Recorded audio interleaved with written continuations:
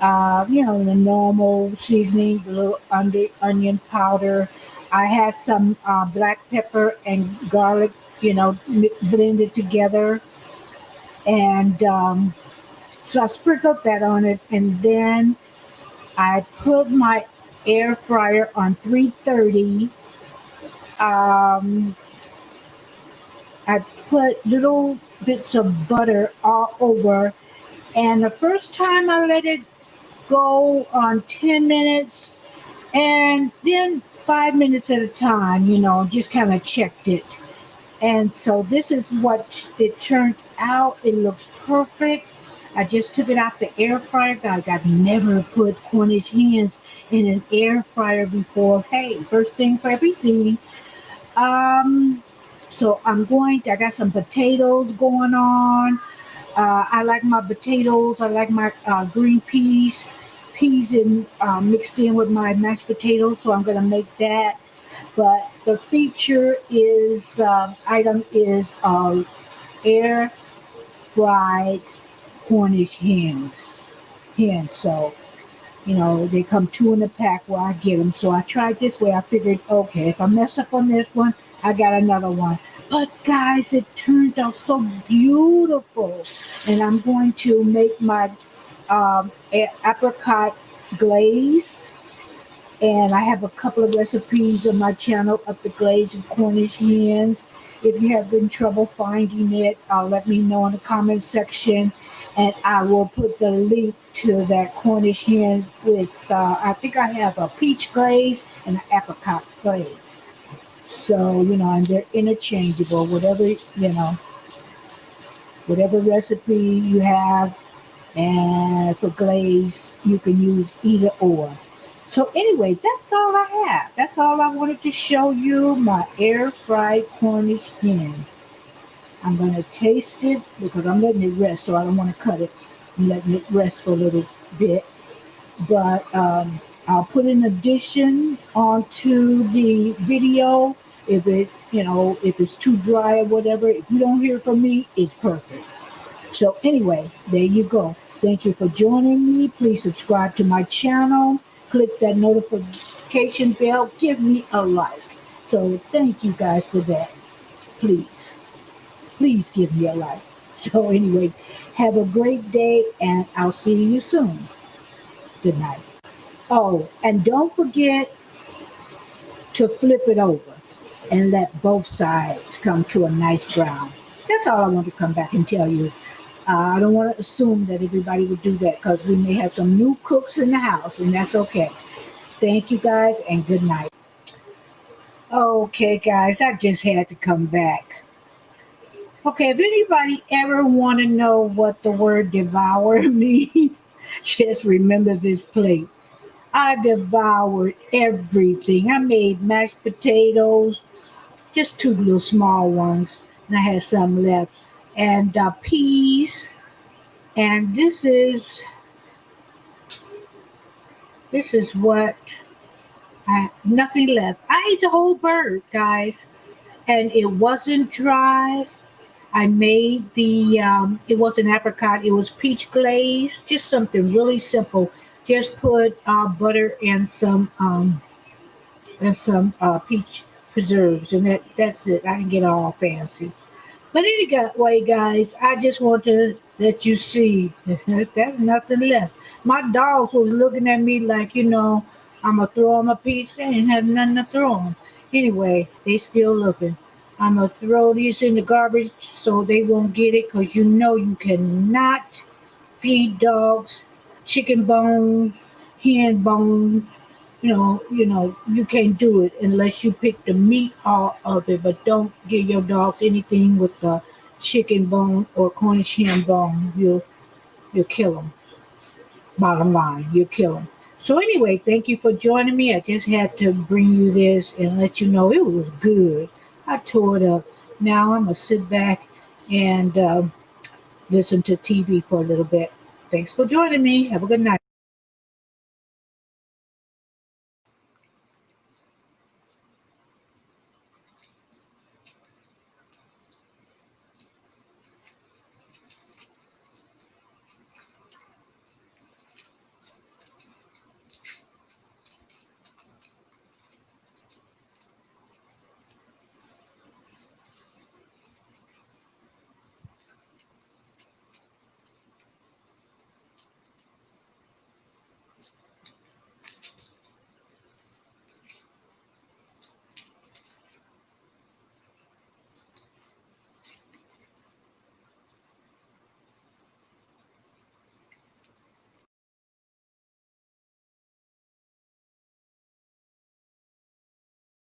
sinking feeling? Well, this is a shocking moment. Two pedestrians are swallowed by a sinkhole after a sidewalk suddenly collapses in China. The terrifying footage shows two women tumbling into that sinkhole. Look at that. Wow. Miraculously, they both escaped with only minor injuries. The collapse was reportedly triggered by a landslide due to heavy rain in the area. I wonder if that's like it's experienced in slow motion, like a car wreck or something, where everything just slows down and you're just falling for no reason. There is no way you can predict that, right? There's no way you could ever foresee that. You got to wonder about the person on the scooter zipping by going, better than me. That sinking feeling? Well, this is a shocking moment. Two pedestrians are swallowed by a sinkhole after a sidewalk suddenly collapses in China. The terrifying footage shows two women tumbling into that sinkhole. Look at that. Wow. Miraculously, they both escaped with only minor injuries. The collapse was reportedly triggered by a landslide due to heavy rain in the area. I wonder if that's like it's experienced in slow motion, like a car wreck or something, where everything just slows down and you're just falling for no reason. There is no way you can predict that, right? There's no way you could ever foresee that. You got to wonder about the person on the scooter zipping by going, better than me. Wait a minute! What the heck thing calling you?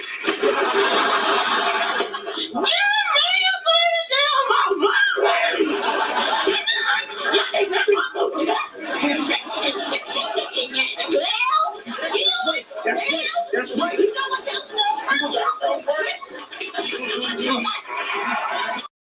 That sinking feeling? Well, this is a shocking moment. Two pedestrians are swallowed by a sinkhole after a sidewalk suddenly collapses in China. The terrifying footage shows two women tumbling into that sinkhole. Look at that. Wow. Miraculously, they both escaped with only minor injuries. The collapse was reportedly triggered by a landslide due to heavy rain in the area. I wonder if that's like it's experienced in slow motion, like a car wreck or something, where everything just slows down and you're just falling for no reason. There is no way you can predict that, right? There's no way you could ever foresee that. You got to wonder about the person on the scooter zipping by going, better than me.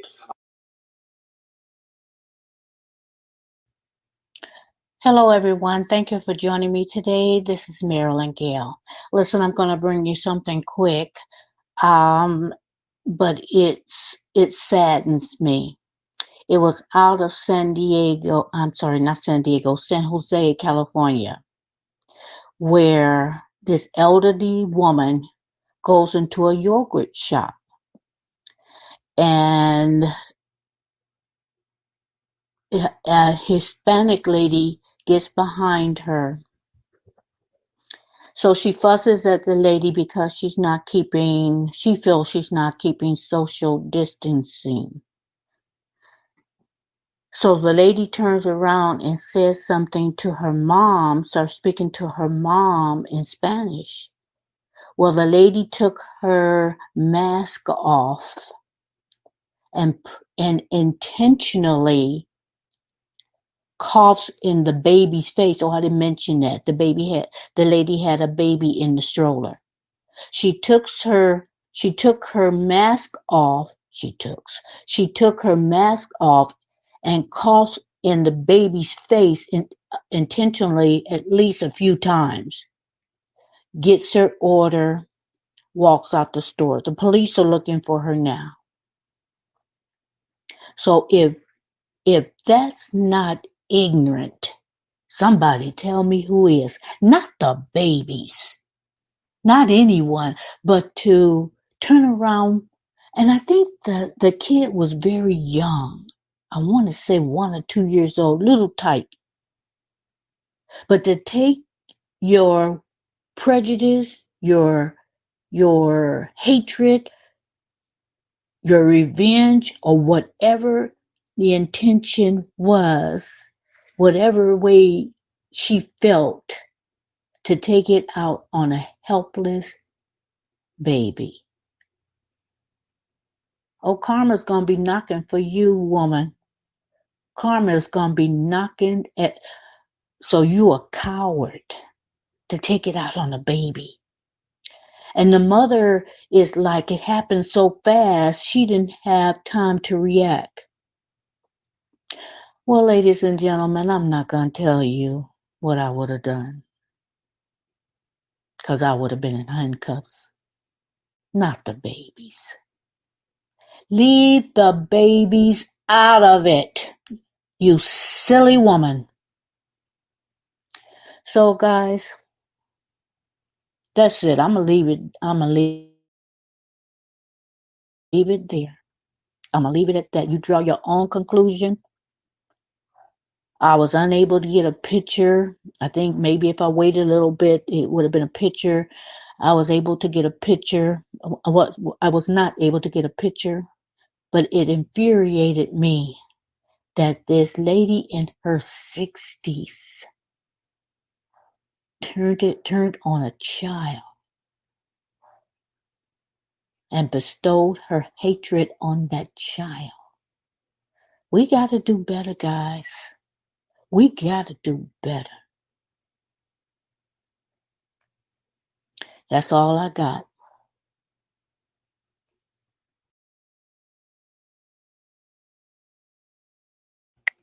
Hello, everyone. Thank you for joining me today. This is Marilyn Gale. Listen, before I get started, I want to remind anyone who have not subscribed to my channel, you can do that now. I invite you to join and hit that notification bell. Now, let's get on with the story. Now, a lot of you may not remember, but I put out a podcast not too long ago about this woman that was arguing with another person in a yogurt shop. She was arguing with this mother of she had a 1-year-old in her stroller, and she was arguing because she accused the woman of not keeping the social distancing practice. Well, anyway, let me just tell you, she's a special ed teacher, the one that coughed in the baby's face. The one that didn't care whether she had the virus or not, and whether the baby got it, the one that had no regard for this little child, and she's a teacher. She's 60 years old, but let me tell you the good part. She was fired. She was fired. Per the NAACP from the San Jose Silicon Valley area, this information that she worked at the Oak Grove School District. And she was fired, and it is reported that they said they did not tolerate this kind of behavior. Now, the mother is of the child is, I think you pronounce it Mariah Mora. She believes that this was all racially motivated. And she has a good reason to, because it was, I think they were saying that she was saying that there was a couple that was before her that was, in line in front of the lady, and nothing happened then. Insinuating, the way I gathered, it was maybe the couple in front of them, they were very close also. I mean, there was no practicing of social distancing. That's what I got from what the mother was saying, referring to the person in front of the 60-year-old special ed teacher. And I want to say that again, because this woman, she is taking care. The children are in her care for whatever hours they're in her care. But she had no regard for this 1-year-old, whether she had the virus or not. That is still assault. To spit on someone, to purposely, this was all intentional. A 1-year-old in a stroller, You have to bend down to be low enough to have contact with their face. So this was all intentional. Was it racially motivated? I believe it was. I believe it was. But like I said, the good news is she lost her job. Now, I don't know uh, whether that entails she lost her pension. I'm not really sure about that. And I had a picture of the lady. And there is a tape going around of the lady, someone recorded or whether it was on the camera of the yoga shop. I'm not sure. But anyway, it went viral. But I wanted to repeat some information because someone, and let me repeat it, someone who children is in her care stoops so low, literally, to cough in that baby's face. But she's fired now. It's a lot of people comment and say, okay, now she was fired. Why isn't she arrested? So they should have her home address. They should have that, the police should have her home address and that information to make that arrest. So I don't know. I don't know why she's not in jail. But anyway, I'll let you make your conclusions on, why she's not picked up. But I'm going to end this podcast now. I didn't know whether you guys had heard or not. This news has been out for a day or so. But I just wanted to bring it out, the update again, to let you know that she's fired. She lost her employment over that. I don't know whether this will follow her or not to her next job. I don't know whether she'll be able to get employment. And you know what? We're supposed to care about each other. We're supposed to care about the welfare of each other. But frankly, my dear,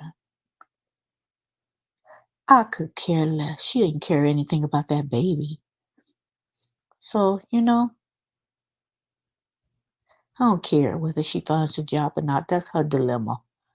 Yes, I said it. People got to stop doing ignorant, inhumane things to the children. Whatever beef she had with the mama, she did it on the sly to the baby. And then if the mama would have beat her to a pulp, then people be looking at her. You're a young woman, and this is a 60-year-old woman, and everybody would be looking at the mama. I wouldn't. Like I said in my other podcast, I'm not even gonna say what will happen if that was my baby. I'd be in handcuffs. Pronounced that wrong. But thank you for tuning in. I just want to put this out. Have a great weekend, and everybody stay safe. Have a good evening. Hello, everyone, and thank you for joining me today. This is Marilyn Gale. Listen, I just want to do something very quickly. I want to just briefly tell you the story of retired Marine Todd Wynn. He did a silent protest in Utah in front of the state capitol. The temperature got to like 100 degrees. He did a silent protest. He kneeled. Sometimes he stood up. It was so hot that the rubber of his shoes started to melt. Now, the photo that you see is by Robin Pendergrass. She took the photo. Now, while he was protesting, doing his silent protest. People came along and offered him something to drink. He never took a sip. He held up a sign that had justice for George Floyd, Breonna Taylor,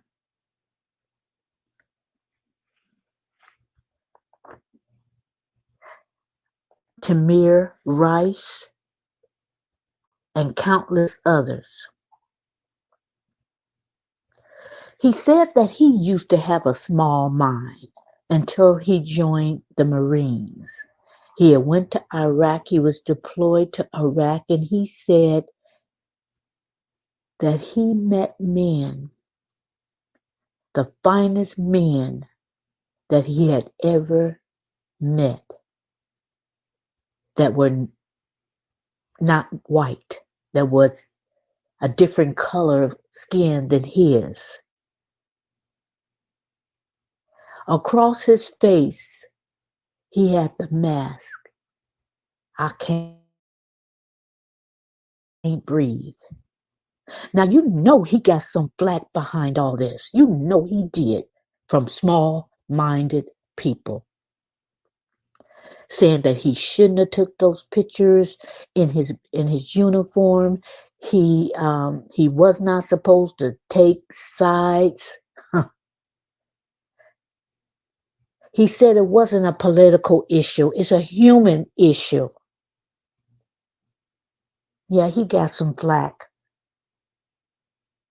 That people that just don't want to face what's really going on. The brutality, the injustice. They don't want to face it. Now, this is a non-black man. Many people went out there and protest, courageous people in the heat, exposing themselves possible to the virus. And many were peaceful. Many were peaceful. But I just want to show the courage of this one man that knew he was going to get some flack from others of his ethnicity. But he did it anyway because he wanted others to recognize how small-minded they've been. That what happened to countless people of color, black people, was wrong. Like he says, not a political issue, it's a human issue. I know a lot of people don't even want to talk about it now. But guys, let us not forget. It's dying down. I haven't heard much about it. Whether you hear about it on television, social media, whatever, don't forget the brutality that was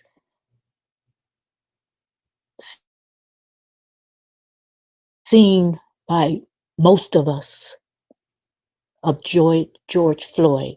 Let's not forget him. Let's not forget Breonna Taylor when she's in her bed, sleep, and officers busted her house and she was shot many times. Let's not sweep that under the rugs, people. And it's just too many people who have lost their life many times for being black. So I just wanted to bring this short story to you because I wanted to show the bravery of Todd Wynn, retired Marine Todd Wynn. And I also wanted to thank the people that went out there and peacefully protest like he did. He stood by himself, like I said, on a knee on sometimes. He was on his knee. But nevertheless, he wanted to show how he stood with men and women and children that didn't look like him. I just wanted to bring that out. And like I said, many protesters with signs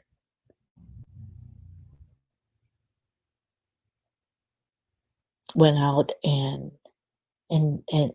protest of the injustice. Don't forget, guys. Time is going on and people don't forget about the countless people who lost their life. Don't forget. So I brought this back because I won't forget. I won't forget any of them. Thank you, Mr. Wynn. Thank you. Thank you for showing people that look like you, the same ethnicity, that you don't have to be small-minded. Get out of that. Get out of that. You know better. No, you know better than anyone. And I think in his way, that's what he was trying to portray. I'm going to end this now. Thank you for joining me, and take a moment to think about it. What he did, and what others have tried to do to call attention to this brutality. Just think about it. Have a great rest of your week, and thank you for listening. Good night. Hello, everyone, and thank you for joining me today. This is Marilyn Gale. Listen, guys, I'm going to do a review, not a recap. I'm just going to do a review of what I thought about the. This is a one-time series of 3 of different couples. It's called Hopelessly in Love. And the one that I'm going to speak on today is between Lisa Left Eye Lopez and her ex-boyfriend Andre Rison. Now, before I get started, let me just invite anyone who has not subscribed to my channel. You can do that now and hit that notification bell.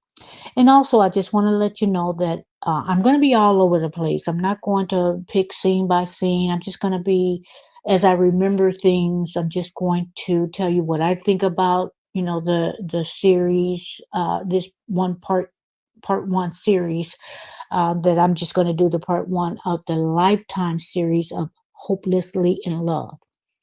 Okay, now, it starts out, different people are just saying, how they saw the relationship, how they met Lisa, those of the relatives of Andre, the friends of his, how the family felt about Lisa, and how Lisa's family felt about them. And, I guess I was expecting something a little bit different, but I guess you do have to go into the, how people felt about each other to show the dynamics of the relationship. And let me just start out with Andre's sister, and her name was Raquel Brown. Now, it was obvious to me. I think maybe the first line or 2 shows, when she met Lisa and that she thought she was a nice girl. And from then, I think that's probably one of the very few things she said nice. Okay. Now, I think part of it was when she first met Lisa. And then shortly after, Lisa came over, and she really never left the mansion that her boyfriend Andre Rison was in. So you could tell her tone of her voice when she said, well, she came over and she never left, and that's not exactly the tone, but you could tell the tone of her voice that was an indication from the very start. She, in my opinion, she was just set on not liking Lisa. I think part of it stemmed from uh, Andre and Lisa's, well, it was Andre's stepdad, and it was Raquel's father. Well, when when he got killed, her brother Andre kind of took over that role of being the father figure. She looked up to her brother, and they had a very close relationship, according to her, and I believe that. And so it appears to me that when Lisa came into the picture, that kind of, now Andre has a girlfriend, a living girlfriend, and she didn't. To me, it was based very quickly on jealousy. Like Lisa was, they were casting her aside, and Lisa was pretty much taking her place as far as the being around Andre all the time. So I think she got less attention from her brother. So I think from the very beginning, that was the reason why the beginning reason on why she didn't really get Lisa a chance. Now, after Lisa has, and we'll get into that more later on, after Lisa had set fire to his house, the family members, mom or any relative, like, well, wow, your girlfriend, set fire to the bathroom and then ultimately to set fire to and the whole house burnt down. You might feel some kind of way, but from the very beginning, I think there was something where she was jealous of the attention that her brother was giving Lisa, and she was not getting any more. So to me, it was clear that there was some jealousy. Now, and this is just, my opinion. And then she insinuated, well, I'll take that back. She didn't insinuate it. The sister, Raquel Brown, she straight out said it, that Lisa Left Eye Lopez put some voodoo on her brother. She said that she ran into this lady, and the lady told her what to look for. She found a paper bag with an eye on the bag, and inside the paper bag, it was a comb, her comb, Raquel's comb inside the bag. Now, you don't just run into that. You knew of somebody that had some knowledge of some voodoo, and you went to her. Let's not act like by happenstance you walking down the street or so, or you're at this grocery store and you just happen to meet this lady to tell you what to look for if somebody's practicing voodoo. I don't believe that. I think she sought out somebody, probably told a few people, and, oh, you can ask so-and-so. They know a little bit about that voodoo stuff. Now, I do know, I don't know whether this was it because she didn't elaborate it, but I do know, some people that kind of, in fact, I used to work with a girl that was from Louisiana, and she, she had a voodoo doll on her desk, pinned to her desk, and, just to kind of, dig at some people in the office, just to get on their nerve, and she would tell me things about what people did for voodoo, and so I was told that she was if you find someone's comb and you can use some of the hair strands that's in the comb, that you can do some things to people. So she would tell me, my ex-coworker, she would tell me a lot of things about, how you do this and how you do that. And then you write the person's name down so many times and you wrap it in this and whatever. And then in some instances you burn this and, so I kind of know a little bit only from my coworker. I never really asked her anything. It was all voluntary because I just, was like, I would listen, but it was just something I just didn't want to get in deep with. But I do think that the sister Raquel sought out someone. So I don't believe she ran into someone. So anyway, she believed that Lisa put voodoo on her brother to keep him around. And so I do like what the mother said. His mother said, she said, oh no, well, I don't believe that. Although the mom, said she liked her, but then as time went on, um, her opinion of Lisa changed. And I think that maybe the series kind of put all this in just to show you like I said, the dynamics of the relationship. And when your family, and I think they downplayed it, even as hard as Raquel was on Lisa, I think still they downplayed how much they really disliked her, because I remember Andre saying in the series that it was a bad situation. So even with Raquel just being at times, I think, unfair when it comes to Lisa, I think she downplayed it. She put a little bit of filter in what she said. Although I think the mom voiced some dislike, she was still kind of using a lot of filters, and she was still being respectful. And I think at some point that Raquel was just not being respectful. As the mom has stated, even after Lisa uh, burnt down the house, which it was not on purpose, she burnt down the house. She felt that, even at that point, Andre did not leave, and he didn't leave she didn't really blame him, because that was his choice to stay. The sister also put out there, and the way she said it just rubbed me the wrong way. She said that Lisa needed psychiatric help. And, and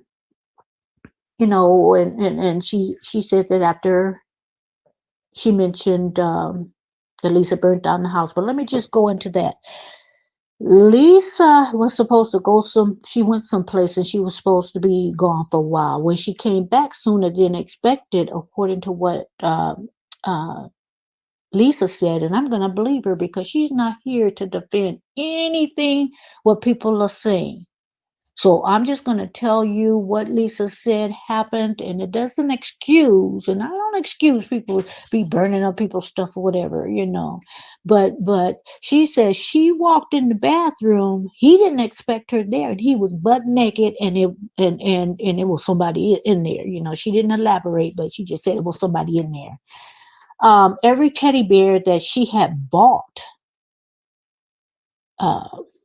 Andre, she burned up in the tub, and so it kind of messed up the bathroom, and the bathroom had been remodeled by Andre. Okay, another incident happened, and it was stemmed around him cheating. Now, he said he never cheated. He didn't give a damn what people thought, whatever he know, and he didn't say damn. He said the F-bomb. But he didn't care because he knew what happened. And even his sister, they switched scenes, and she kind of laughed like, yeah, I don't believe that one. And I don't either, because he was a prominent football player, I think a wide receiver or something. And those fans and groupies of was around, women was at his disposal. Then he would say that, he would talk, his friend would say, I see you out with 5 or 6 women, whatever. You can't be having sex with all those women. And he would say, no, I would just, I just like to be in a company of a beautiful lady. And it was more of me helping them out mentally. Yeah, right, Andre. It was just talking when Lisa walked in the bathroom and you was butt naked and the girl was in there. Y'all talked. Okay. But anyway, the incident that happened that burned down the house was she took his gym shoes and she figured she would burn them up like she burned the teddy bears. Well, unbeknownst to her, when he remodeled the bathroom, instead of having marble, I think they said it was fiberglass. So when she let it up, oh, those flames just shot out. And before you knew it, the house was inflamed and it burnt down to the ground. So she meant to set the fire. She meant to set the fire, but she didn't mean to burn down the house. And it just appears like they didn't have that conversation. Okay, Lisa, if you gonna be burning stuff, don't do it, because that was marble before, and so it contained the flame. This time is fiberglass, so please don't burn no more stuff in tub or whatever. And you got to think about it. The reason why she put it in the tub instead of the middle of the floor, she thought she contained the fire, and to me that makes sense. But anyway, I think she just like went ballistic when that happened. And do I think she, the things that happened to her when she was younger, with having an abusive father, abusive to her mom, verbally abusive to them, and I don't know whether he ever hit them or not, but she kind of made me laugh when she was over in Honduras, and she was telling how her father was like a drill sergeant, and he was military. He had went to Vietnam, but he would line them up, and he would in a row, and he was pace back and forth, and he would tell them, now the three of you have walked and seen the pen on the floor, and you could have picked it up. You could have picked it up, but no, you just stepped over the pen. All of you guys, you could have picked it up. And he would just walk back and forth, just telling them, what they didn't do and what they could have done and whatever, just like a drill sergeant. So she, she mentioned that, and the way she imitated her father. I know there's a backstory to a lot of things, but she was very humorous. And I found out from this series, just, listening to her, that, and the way she did things and said things, she had a good sense of humor. And I think she just drew people in, and they liked to be around her. So I think,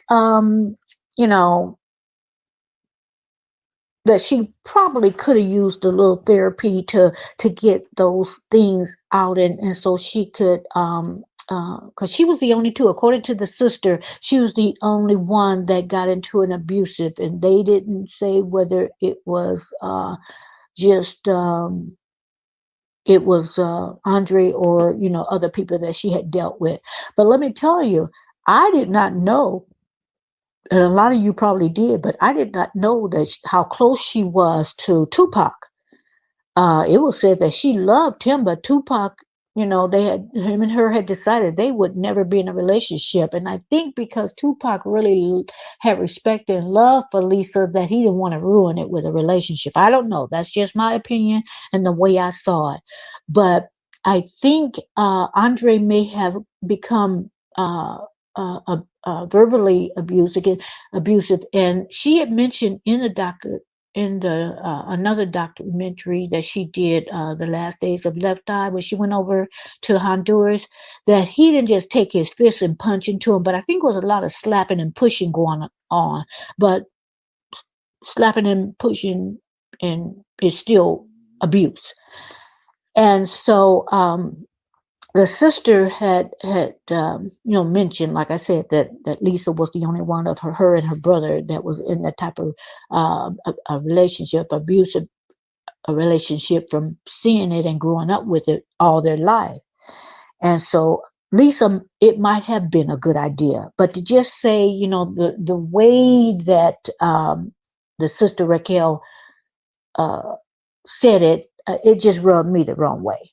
I think basically there was a lot of information that I didn't know. I liked a lot of parts of it. It showed me a lot about Lisa, and actually Lisa was a lot like her mom. Her mom had visions, and I think Lisa had times where she could know things and she could see things, in the spirit realm. And even to the point where Lisa's sister said that the reason why I think her and Tupac was so good of friends and why she loved him so much is they connected on a spiritual level. Now, let me go over, like I said, I'm going to be all around the place as things come to me.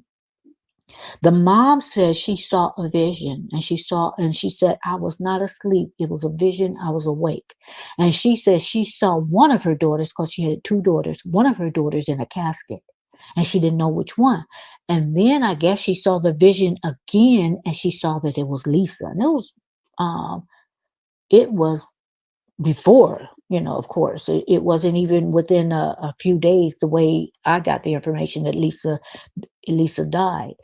And then they had talked to Suge Knight in prison, and he would say that Lisa told him that a spirit was after her. I think that was Suge that said that, and I'm going off from memory, so I might have it wrong, but I think that was what Suge had told her, because I did not know that Lisa had a relationship with Suge Knight. And Suge Knight was saying, now you have to remember, Andre, Tupac, Suge Knight, they were friends. But when Andre first met Lisa Left Eye, he did not know that Lisa knew Tupac. Not at that particular time, because I think they met in a club. Well, also, Suge said the same thing that had happened to Andre, that, Lisa and him talked because Lisa knew Suge, and they became romantically involved, but she went and got all of her clothes. She came over there, got all her clothes, came back, and she didn't leave. Well, initially that's what happened with Andre. They met at the club. She came home with him, and basically she never went home, and he kind of laughed about it. And the way he said it was not a jab. The way he said it was more like letting people know the connection that they had.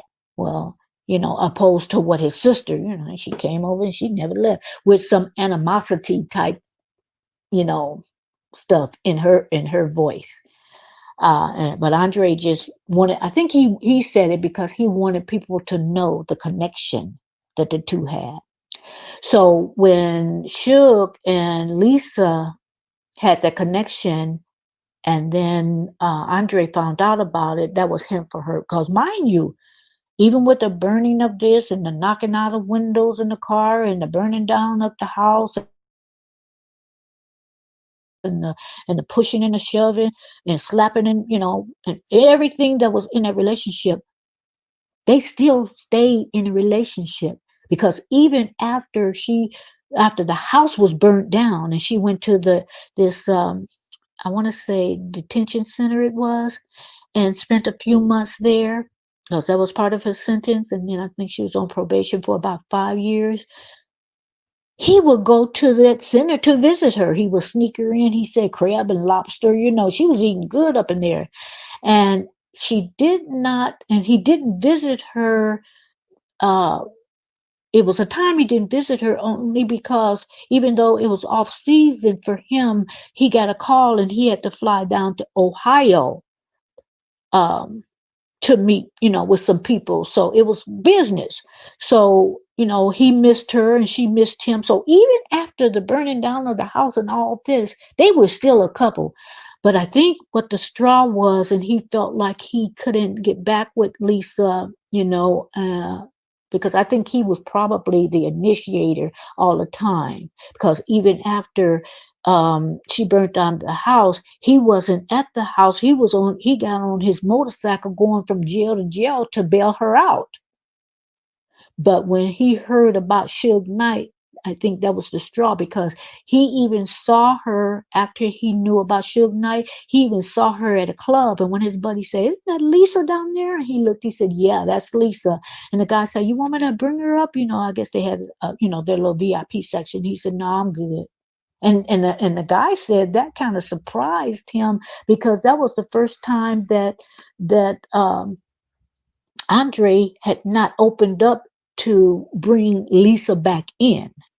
Now let's go back and go to this thing, kind of odd and strange and a little bit petty to me. When it was mentioned that they thought that Lisa was a bad influence for Andre. And it was mentioned that Andre was always in furs and suits and whatever, when he was with Lisa.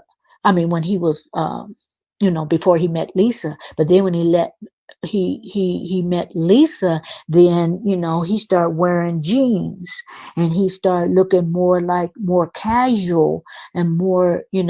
But can't nobody dictate to you what you wear, make you wear it. She probably looked in his closet, man, you don't have nothing comfortable. Be walking around with a suit or this or whatever, and as her sister mentioned, they would go shopping, and Lisa was always generous, and she always brought something back for Andre, because that's how she was generous with people. Because even in Honduras, when her friend hit the little boy and killed the little boy, Lisa paid for the funeral. And the thing she mentioned was when they was in Honduras and her friend accidentally hit this little boy, I think he was 9 years old, what have you.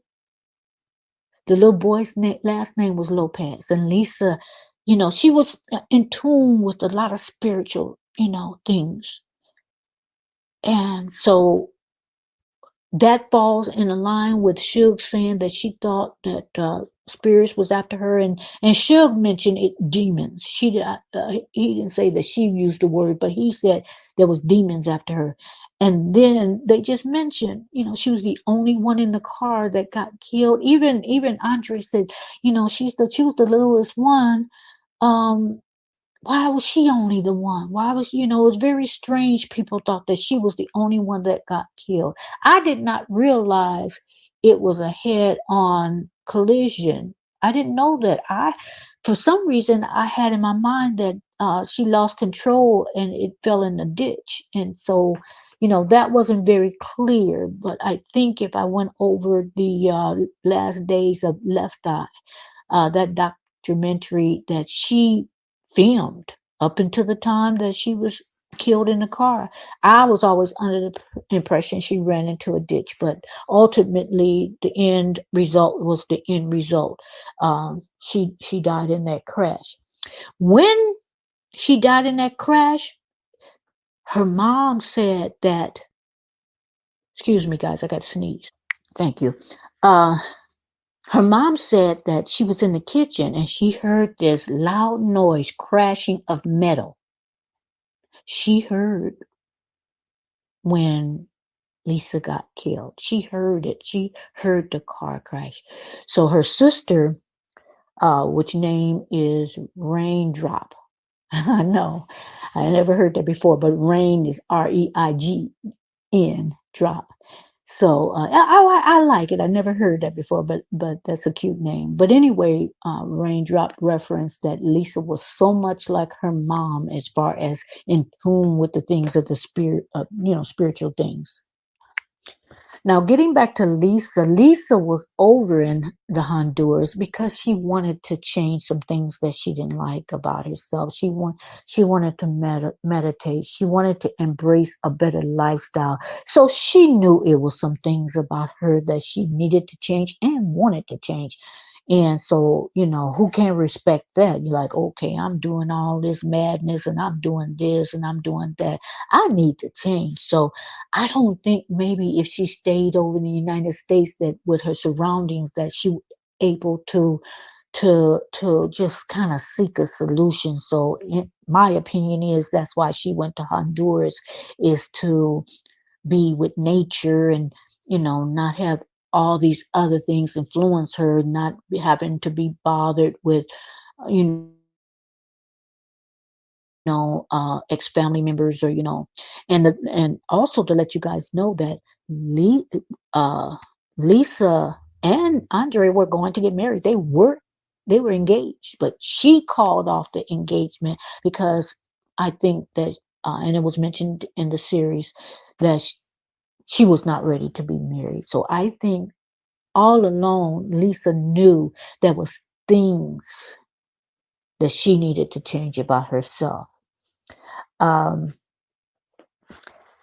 That is, it's a lot of things. So if you guys could just go on and watch that, it's on Lifetime. If you can stream it, or if you can go, and somebody on YouTube probably have the whole, series or whatever. If I see it, I'll put in a link, so you could just watch the whole series of Left Eye, Lisa Left Eye Lopez, and Andre Rison. I think it's very interesting. It's an interesting watch. Some things I felt like, okay, maybe that should not have been in the series, but I don't know. I don't know.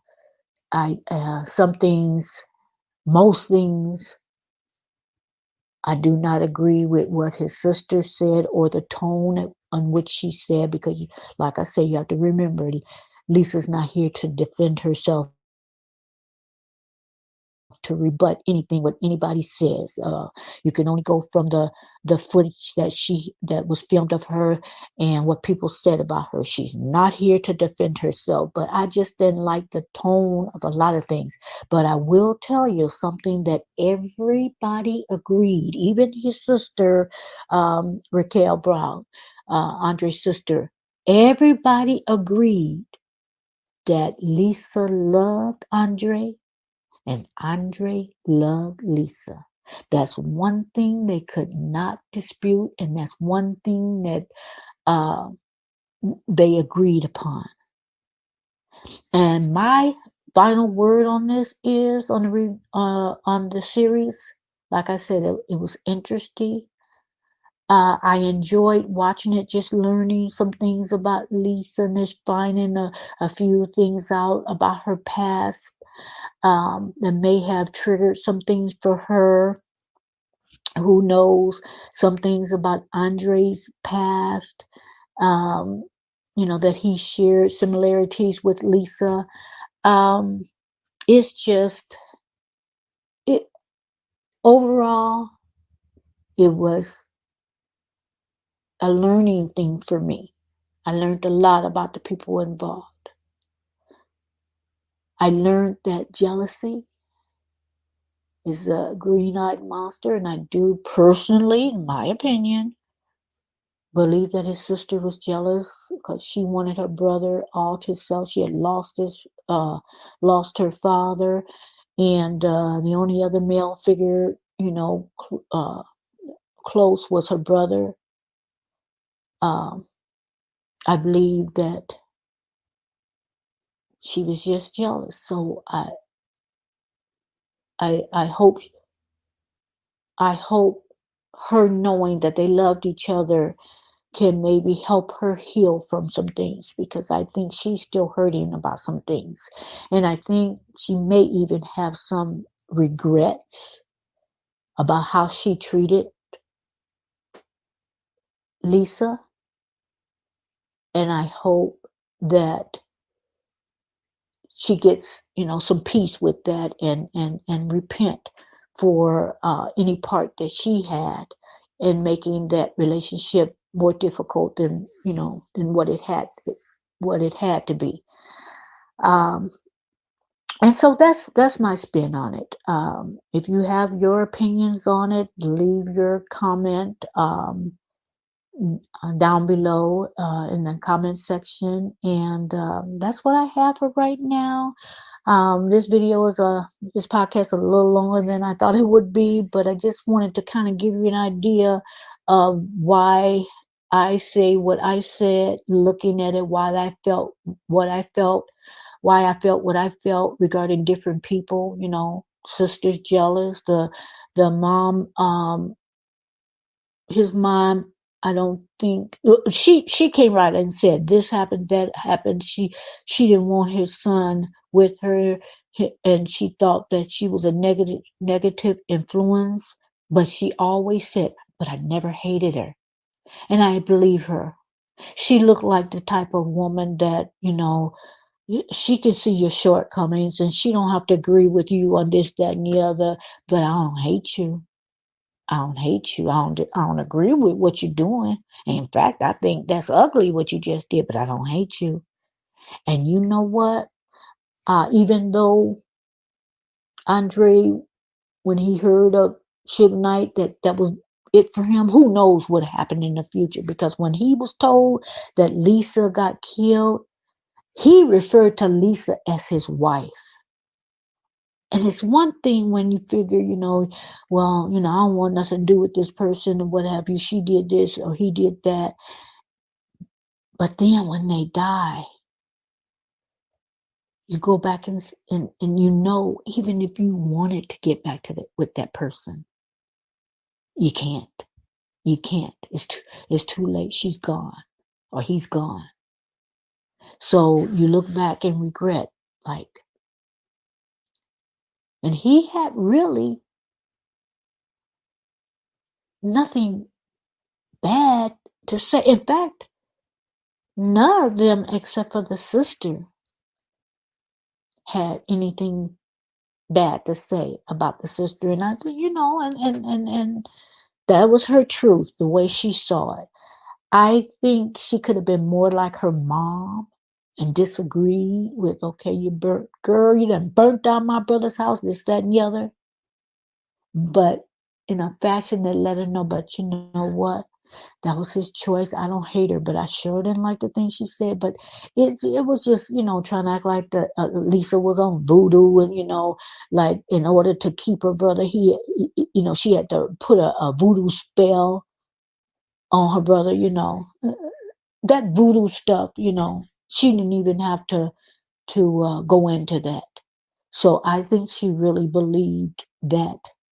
But at the same token, I don't think she ever thought when all that was going through that Lisa would get killed in an accident.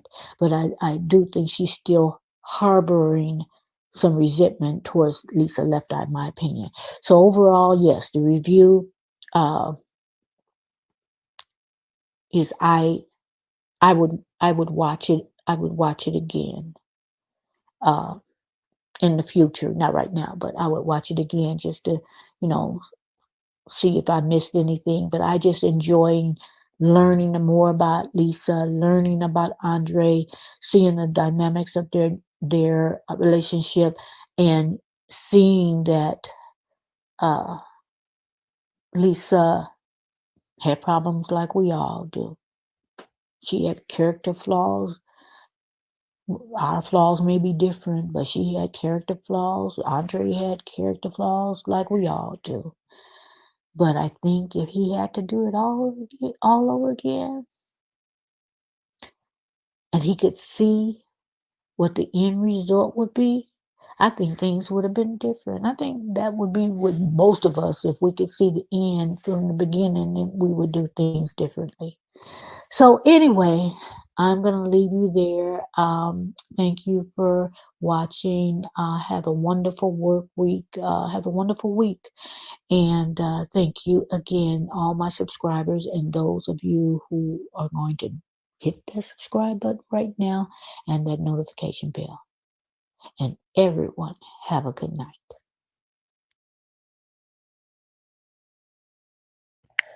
Hello, everyone, and thank you for joining me today. This is Marilyn Gale. Today I'm going to talk about Married at First Sight, the reality series. Let me just give you a quick rundown of anyone who has not seen the show. Singles are invited. There's a casting call, I think, and singles are invited to get married to a stranger. And they don't really meet each other until they're getting married. And that's why they named the show Married at First Sight. They meet each other at the altar. Now they go through tests emotionally, mentally, seeing if they're stable. There's a background check, I was told, and they are evaluated. There's experts, there's a pastor, there's psychologists, and they go through uh, emotional evaluation, mental evaluation. Um, they're asked what type of person they prefer, and I think it even goes into race, which that in itself was a problem for one particular couple in the past. Who they hooked him up with is not really what he said he wanted on his test, but that's another story. But anyway, now the ninth season has ended, and this is actually the reunion, not really a recap, but just an article that was out, which is very short, and then I will give my nickel's worth on it, like I always do. Now, the end is here for season 9 of Lifetime's hit reality series Married at First Sight, as the couples convene to discuss their unique experiences in the reunion episode. Iris and Keith were up first on the couch as they spoke with Entertainment Tonight's Kevin Frazier about their short-lived marriage.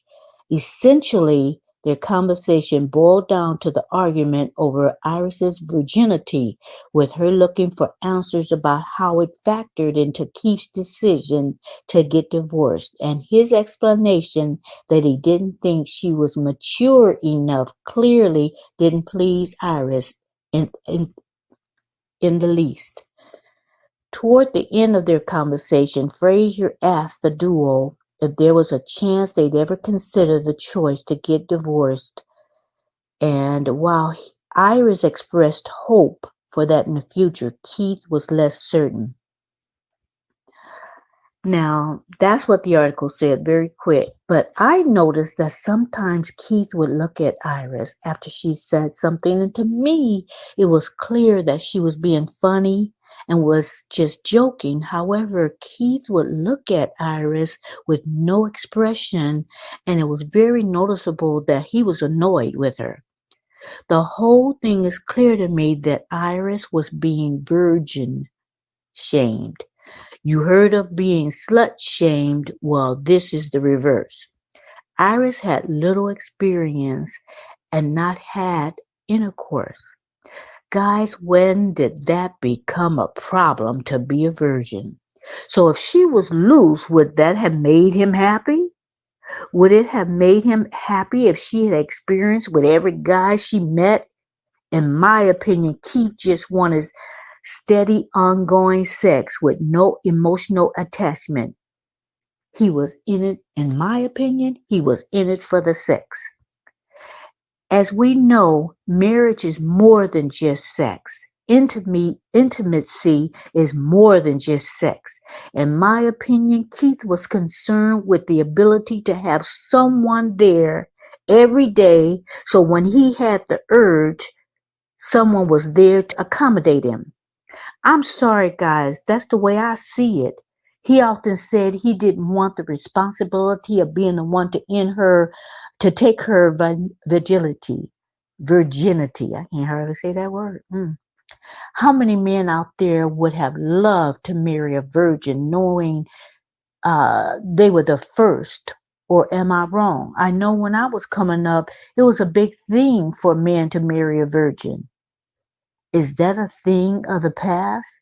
Now, let me say this before I get jumped on. There are times when many women are not virgins when they marry. However, they are not bragging about it. It is not it was a mistake that they made. They take it back if they could. They would have done it differently. So I'm not shaming anyone for not being a virgin. Life happens. But when did it become a stigma to be a virgin? Nobody sent me the memo. This guy Keith got on my last nerve about Iris being a virgin, like she was a leper in the old days, to be cast out of the city, and all the lepers stuck together and could not go into the city because they were unclean. And if they passed someone in the street, they had to call out, unclean, unclean, like on the movie The Green Mile, dead man walking, or in this case, dead woman walking.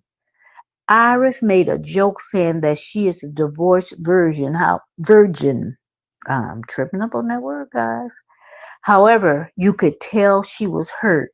She wanted to have that experience with her husband, Keith. I don't find anything wrong with that. My opinion is Keith needs to grow up, not Iris. Keith thought of Iris as immature, and he's actually the immature one. I think he is a spoiled brat, and that's because he was good looking, and he had no problem getting women to have sex with without any emotional attachment. And that's my opinion. All those relationships obviously didn't work for him because he was on the reality show Married at First Sight. So maybe he needed something new, someone new. Or maybe, just maybe, he just wasn't into Iris and used her virginity as an excuse. No matter what the case is, I think he missed the best opportunity to have a loving wife and companion. You're lost, Keith, and maybe the ladies with experience won't want you. Keith, you made a mockery of marriage. Maybe that's why some people don't like this show, is because they feel like this show makes a mockery of marriage. Well, if we're looking at Keith, I can see why people would think that. Because it's men like him. Like I said before, Keith, grow up. So that's what I have, you guys. I just don't think that he was in it for the right reason. Maybe it just boils down, like I said, of him not being into Iris like she was into him, and used her virginity as an excuse. So guys, if you have not subscribed, please do so now. Hit that notification bell, and I will be back with another video. Thank you for joining me, and have a good evening.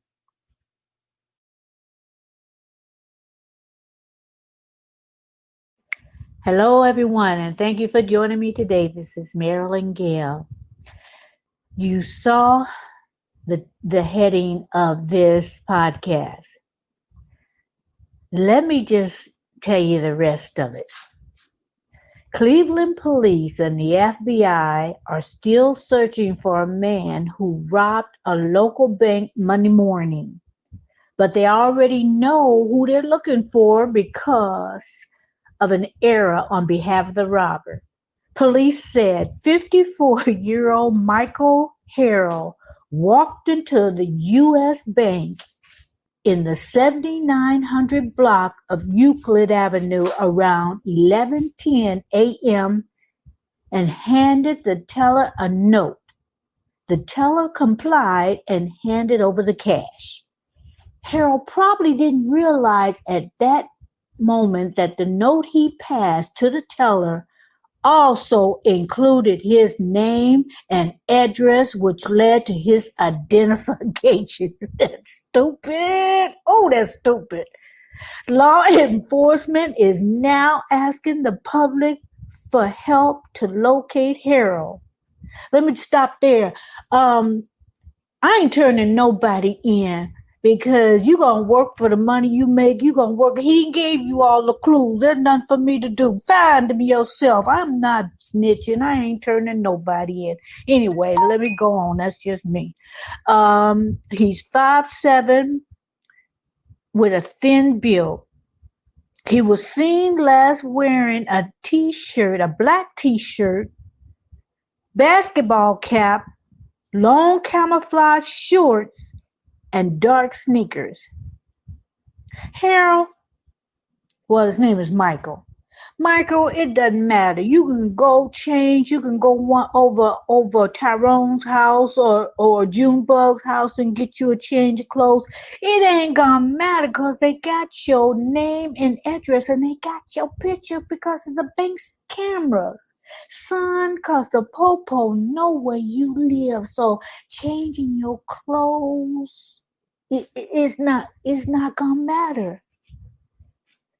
Now when they catch him, I'd like to beat his behind myself. You know how Big Mama used to hit you, um, each word that she said, it was a lick that came with it. Like, didn't your mama ever tell you not to tell everybody your address? You know how that go, and tearing your butt up, but you got the point because each time she hit your butt, you heard that word. You heard those warnings. You heard what Big Mama said.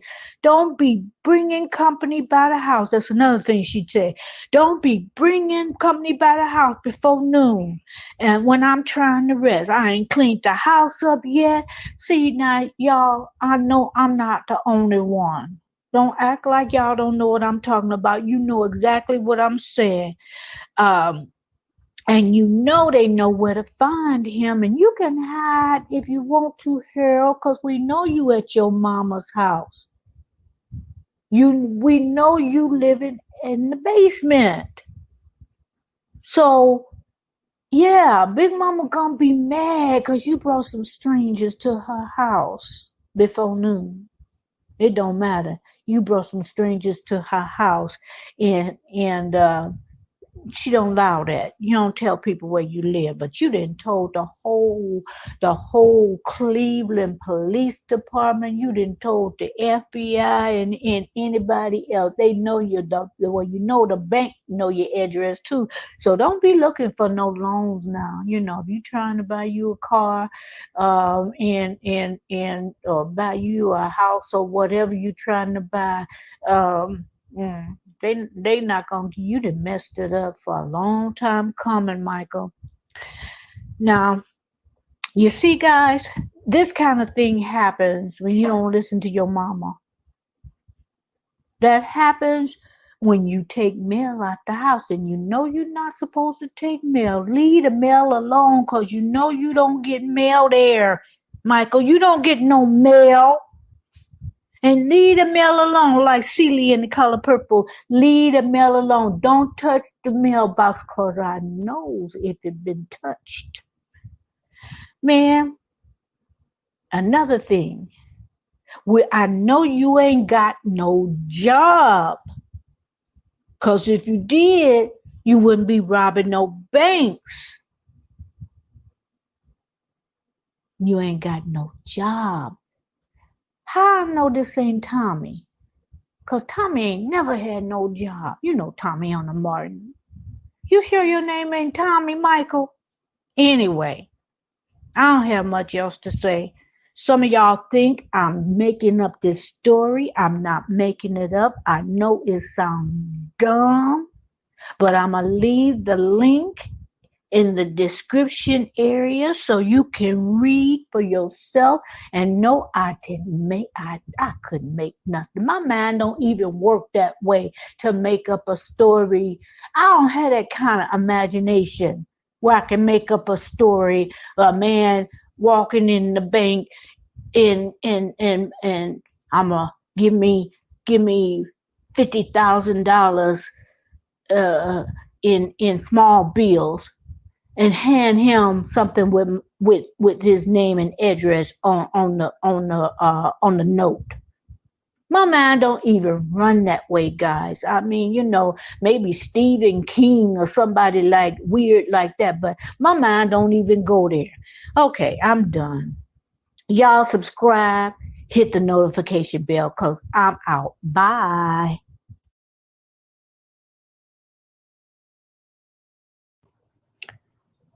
Hello, everyone, and thank you for joining me. This is Marilyn Gale.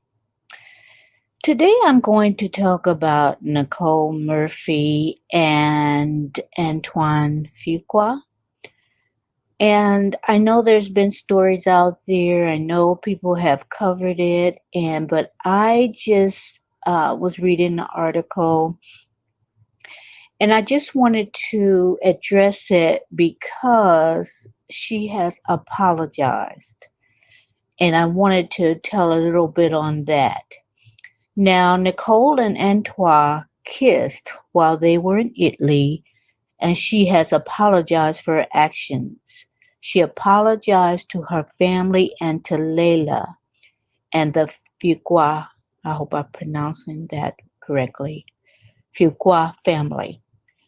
Nicole says it was not her intentions to be in that situation and does not condone women kissing or interacting inappropriately to married men. She mentioned she was once married and would never undermine another woman. Nicole says she thought Anton was single. Now, who told her that? You better believe he did. After the photos first came out, she said she ran into him in Italy and they exchanged a friendly hello, and that was it. But then she decided to apologize and address it. I decided to do this story again because most people are dragging Nicole, and I always thought it took two to tango. He is as much to blame as Nicole, even more so because I believe he did tell her he was single. And Nicole is single and did not take vows with Layla. He did. So I hold him in just as much blame as people are blaming her. Now she knows Layla, so I would have given her a call. I would have given Layla a call. No, I wouldn't. No, I wouldn't. Because I wouldn't have done anything with him, not even kiss him. Because I don't want any man that my friends have had or my acquaintances have had. And Antoine is definitely a sloppy second or third or even a fourth. Because it was mentioned in another publication, the Jasmine brand, that Antoine has two children outside of his marriage, allegedly. One by a Ruth Jimenez, which he owes her $86,000 in back child support. He went to court to have the child support lowered to from $10,000 a month to 3,134, according to the court documents, telling the judge he could not afford to pay $10,000. So you see, his record of cheating has receipts through the courts. Antoine and Layla have two children together, Asia 16 and Brandon 15. What is he going to tell them? Or what are they going to think about all this? The disrespect to Layla is not excusable. I'm wondering if Layla will remain in this marriage. Many think that she will. If she decides to leave, she has every reason to. However, since she didn't leave while he was having children out of the marriage, she may decide to stay since it was just a kiss with Nicole. Or was it just a kiss? We'll never know, but those interactions look like it could have been more. Just my opinion. Just my opinion. I wasn't there. Now, Nicole and Eddie have 5 children together. Miles, 26, Brea, 19, Shane, 24, Zola, 19, and Bella, 17. And although they are adults, what will Nicole tell them? I am glad that she apologized publicly because the pictures were made public. On the other hand, has Anton said anything or apologized to his family? Maybe he apologized to them in private, but he owes them a public apology, in my opinion, because the pictures were public, the humiliation was public, the disrespect was public. Now, if Layla was my friend, I would tell her, when will enough be enough for you? You are beautiful and you don't deserve this. Even if you were ugly, you don't deserve the disrespect. Some women, though, will stay with their husbands no matter what. Bless their hearts. Because I'd be gone in a heartbeat, because cheating to me is a deal breaker. No discussions. It's a deal breaker, guys. You don't have but one time to cheat on me, and that's it.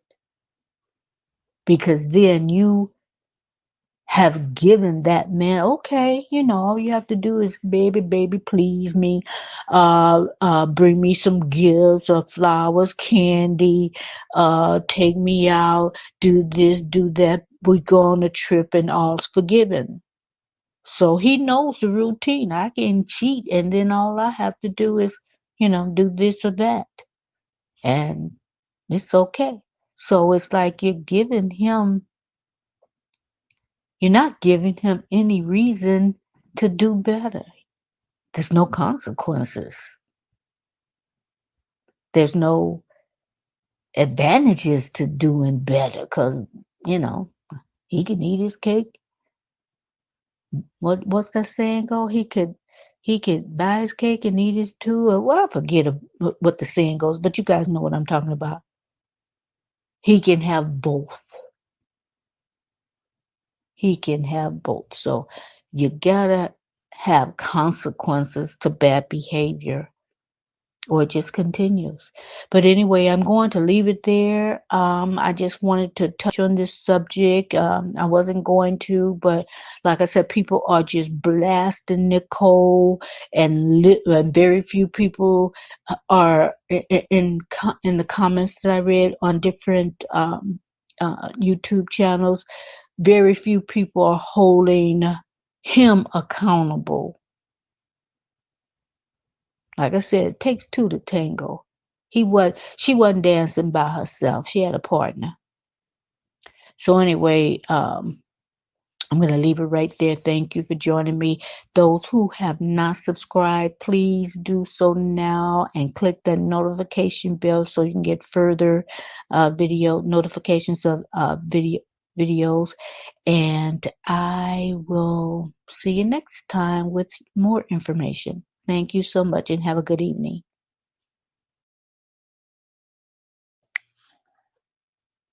Hello, everyone, and thank you for joining me today. This is Marilyn Gale.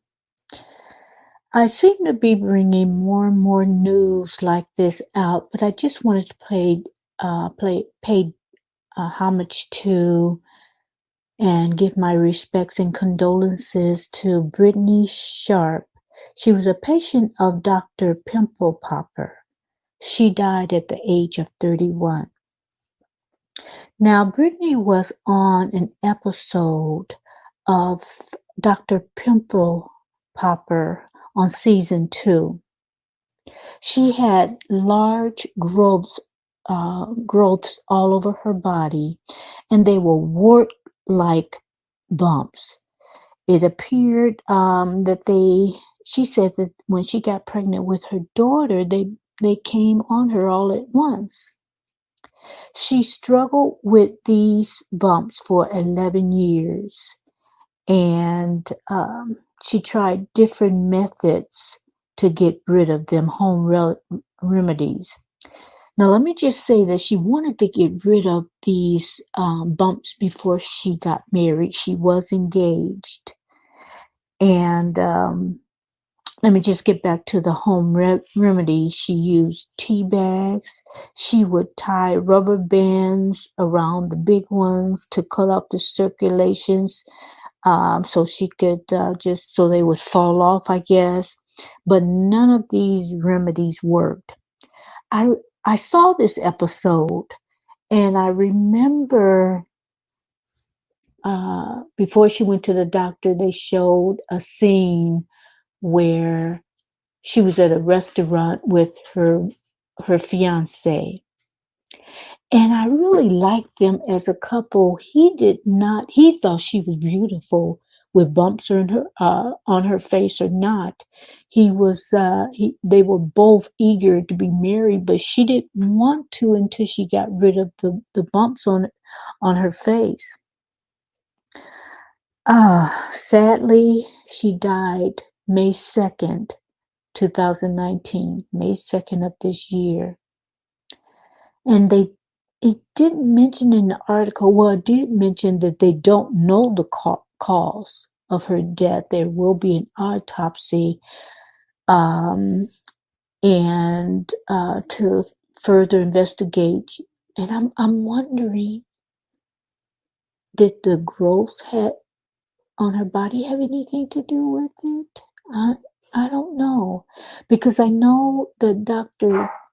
Sandra Lee, she mentions from time to time, and I think this is probably standard practice, that she would send whatever growth people had to have a biopsy done on them just to see, if it's cancerous or what have you. So I can't see Dr. Lee not taking those precautions with Brittany too.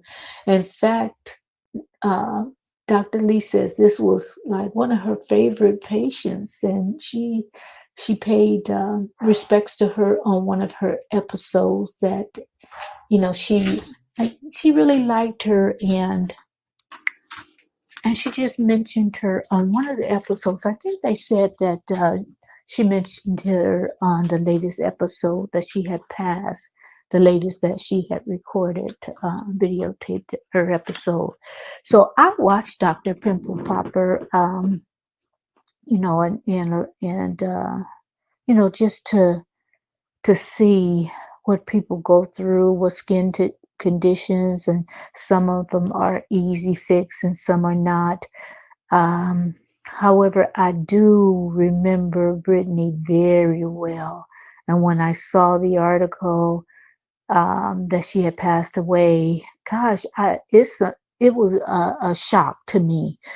And I just wanted to bring this article out because I know a lot of people will recognize her picture. Even if you don't remember her name, you recognize her picture, and you recognize and you remember, I know you'll remember the struggle that she went to get rid of those bumps, not just on her face, her arms, everywhere. So my condolences goes out to her fiance, her family, and I imagine from the way it's worded in the article, her daughter has to be 11, because she says, or close to 12, because she says when she got pregnant with her daughter, that's when it appeared. And it says she's been struggling with this for 11 years. So, just by eliminating, deducting the years and what it says in the article, I believe her daughter is 11 or 12. So, Brittany lost her mom not too long ago. So she was trying to get through that. So, my heart just goes out to that little baby, without her mom. So I just wanted to bring you that and let you know, and kind of keep the fans of Dr. Pimple Popper, just keep you updated on one of her patients. Thank you for joining me, and everyone have a good week.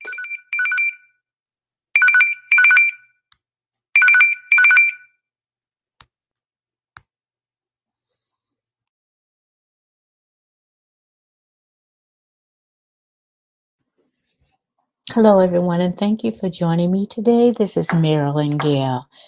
Listen, guys, I went to the movies to see Ma.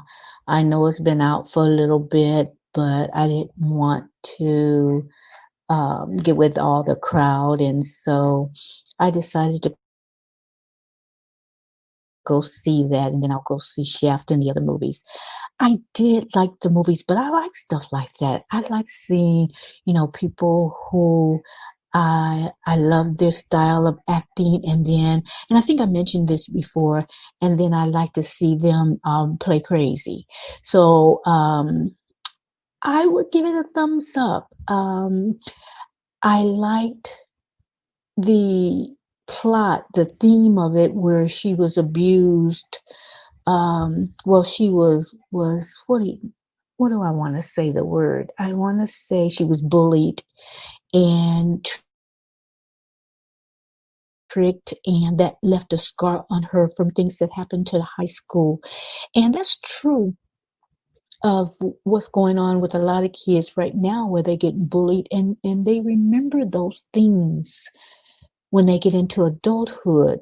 So I like the movie, and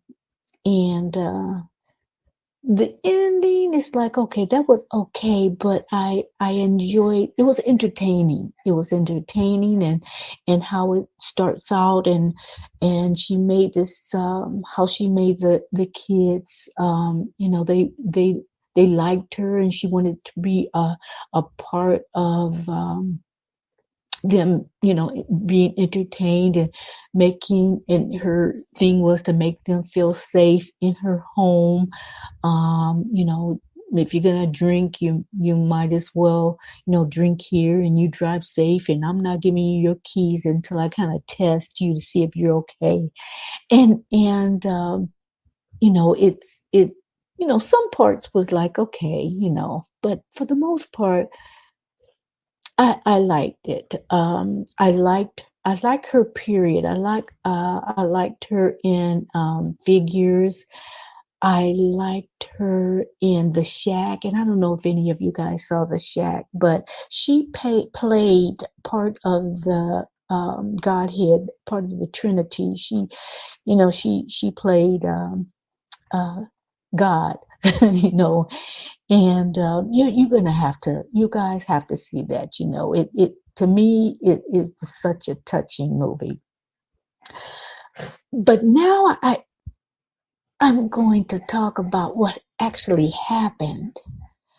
Um, Earlier, Miss Dukes and the crew, I watched her video, and she was talking about how, people that read tarot cards, they kind of gave like this reading on to people. And go to uh, her channel and watch that. It's the latest video that she has, Miss Dukes and the crew. And so anyway, I watched that video, and I commented that, I don't believe in entertaining people who call themselves psychics, and I don't watch it on TV. My thing is, you don't open that door. Okay, fast forward. I go to the movies. So I get there a little early. I get my popcorn, whatever, and I walk into the theater. I'm looking through all the, advertisement and the previews and everything. So I'm the only one in there. It's pitch black, except for what's on the screen. The corners of the theaters, it's dark. You couldn't see everything in the theater. So I'm saying, well, you know what? This is good. I got the whole theater to myself. I don't have to worry about anybody talking through it, or that cell phone or whatever, talking back to the screen, or, you know, uh, play by play and blow by blow of what each scene is. I don't like that. So I said, good, I'm by myself. So the previews come. Now, mind you, I just watched earlier that video of Miss Dukes and talking about stuff like that. So the preview come on. The preview of Annabelle. See, I don't do scary movies. I don't do that kind of stuff. The occult, whatever. I don't do that. I have to come home to an empty house and whatever. And I've never been a scary person, never been a scared person. I love living, by myself. I love it. And that's why I don't like scary movies because, you're not going to disturb my peace. So it's like scenes on Annabelle where figures are jumping out of the dark and whatever and under the covers with you, Annabelle's in the bed with you and so you know how your mind played tricks on you, those dark corners in that theater. So I'm looking around and I'm saying, I am in, and I almost got up and said, forget this mess. Now I wanted some people to come in and sit down in the theater with me. And I hate feeling like that because it's like, So I said, but you know what? You know how expensive theaters are. So I'm going to see Ma.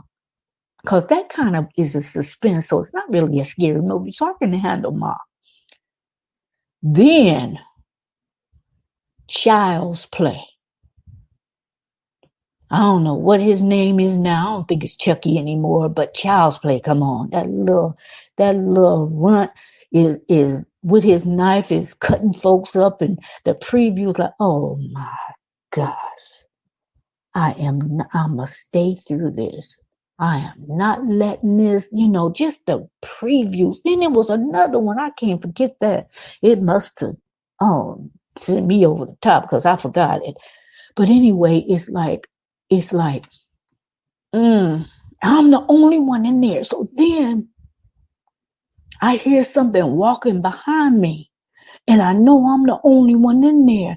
And I turned around and I was just getting ready to do a kick and kick something in their throat, That's how, I turned around like, and it was one of the guys that worked at the theater, making sure, I guess, people kind of sneak in to watch another movie. And I guess from the ticket sales, they knew it should only be one person in there with me. But, ooh, baby, he almost got kicked in his throat. I tell you, because I got surprised years ago when I was married. I got surprised when my ex-husband, at the time, my husband worked graveyard and he came home unexpected and I saw a figure walking down the hall and I ran up and socked him, and he said I had a good right hook, but I wasn't waiting to see who it was because I know he wasn't supposed to be there. So I'm just saying, I'll tell you my reaction. I'm fighting. I don't care. I'm fighting, and I didn't have time to get a weapon. But my fist was good. He said, it gave him made him see stars. I laugh about it now because well, I'm not gonna say that, but it's my ex-husband, so I won't say the rest. But anyway, I'm just telling you guys, it was like, now this is what I did. Like I said, I wasn't going nowhere because I spent my money and my popcorn and my drink. And you know how expensive going to the movies is. So I just said to myself, I'll be doggone if I let whatever this spirit is try to scare me and make me lose my money I just spent and walk out of there. I rebuke you. I ain't going nowhere. I'm a watch Ma. And you know what, guys? That scary feeling that I had, it left. Don't let your mind play tricks on you, and then every little sound you hear, look, but then the walls start creaking and the doors start creaking. It's like, you ain't creaked before, why creaking now? But walls settle. It was hot today, and and then it gets cooler at night because I went to the last show of Ma. So the buildings kind of settle, whatever, but you know what, your mind just play tricks on you. But you know what? When it come to my coins, I ain't having it. I ain't having it. It's something gonna have to be done. So what I did said, I'm closing that door. And that's another thing, Miss Dukes, and that once when you dibble and dabble and this and that and what have you, that door is open and and so it gives certain negative activity, and I believe that. But honey, I wasn't going nowhere because I spent my money. Now maybe if I had had a free ticket or something, I don't know, I still would have probably stayed and enjoyed myself. But I just wanted to make a point. Then when those feelings start coming over you, and you're not a scary person, you're not a fearful person, and those that feelings start coming over you, don't let it. Don't let it. Don't let that negative energy spoil what you got going on.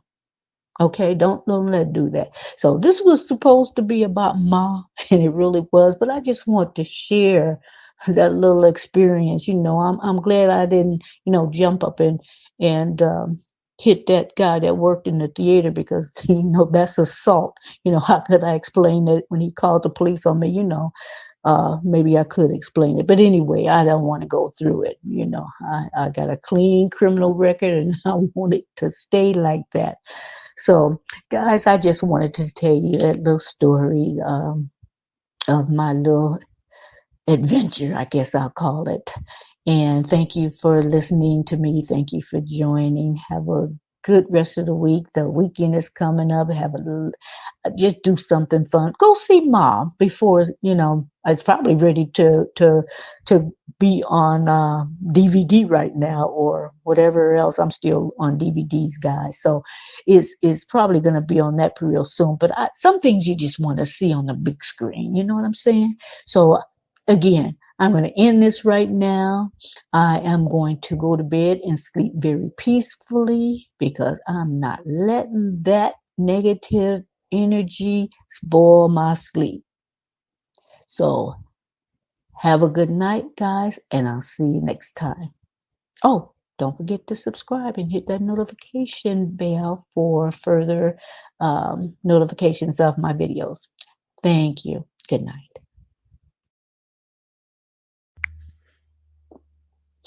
Hello, everyone, and thank you for joining me. This is Marilyn Gale. Today, I was watching My 600-Pound Life. Kelly Mason was the person that was being featured on today's episode. She was 41 years old. She went into rehab because she weighed over 700 and something pounds. And the doctor, she had heart failure, and they wanted to kind of get her healthy and lose weight before even considering weight loss surgery. So her friend came down with her and got her set up with everything. And so she went into rehab and was put on a 1,200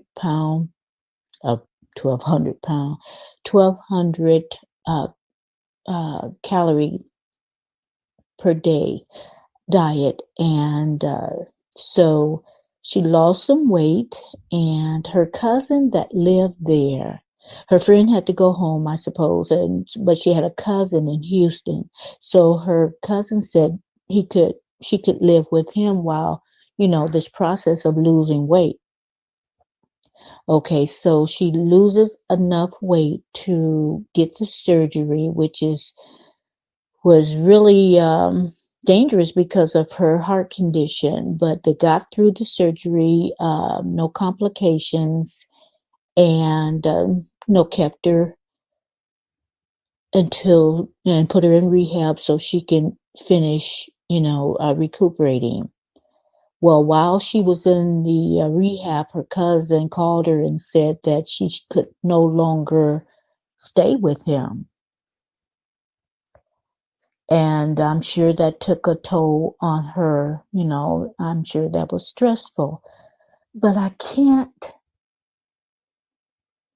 it would be hard to do that to someone, but I can't really blame him, because you're thinking you're just going to give someone a place to stay, a roof over their head. But many times, in instances like, after someone has surgery, whatever, you don't realize that you're going to become part of being a caretaker. So you're trying to live your normal life, working and doing what you're doing. And I don't know if he had kids, but I know he was married. It didn't show, his wife or anything. So, you could get overwhelmed. And I am talking from experience. You can get overwhelmed from that process. So I really can't blame him. It just kind of got to him, I suppose. But the good news is that before she got out of the hospital or rehab and was going to be released, he did have a change of heart and came back and told her that, yeah, you can come back and stay with me. And I'm glad that happened because she exercised while there, and called the school because she was going to take the credits that she needed to get her degree. So she was making plans. Well, unfortunately, Doctor now got a call from the Houston um, medical examiner and said that Kelly Mason had died the day before. He got the call on the 16th, so I guess she died on the 15th. And the article says that she died in her sleep, but it didn't mention that on the program. It just says she died the previous night, and I guess the damage to her heart was too severe. She lost 343 pounds the last that they had weighed her. So her amount that she weighed was 383. So she was, I'm not really sure, but I think she was the second person on the program that died during production of that particular episode. I know one person committed suicide, another person died after production. Sometimes the weight has done so much damage to your body that even though you lose the weight, it's just at a point where the damage is irreversible. And the doctor did say it wasn't because she went back to her old bad habits. The heart was just damaged severely, and it is something that couldn't be helped. But she fought, and towards the end, she promised Dr. Now that she was going to do it. And she tried her hardest, but she lost that battle. So condolences. I know her father is still alive. She had cousins and a best friend that really helped her. So condolences to her family and her friends. And like Dr. Now says, this didn't really surprise him, but nonetheless, it doesn't make it easier to lose a patient, lose someone after they tried so hard to lose that weight. So anyway, just wanted to let you know that Kelly Mason was 41 years old and died of heart failure, and lost a whole lot of weight. So that was so surprising on this episode that happened, because she was doing so well, I thought. But anyway, that's what I have for now, guys. Thank you for joining me and have a good night.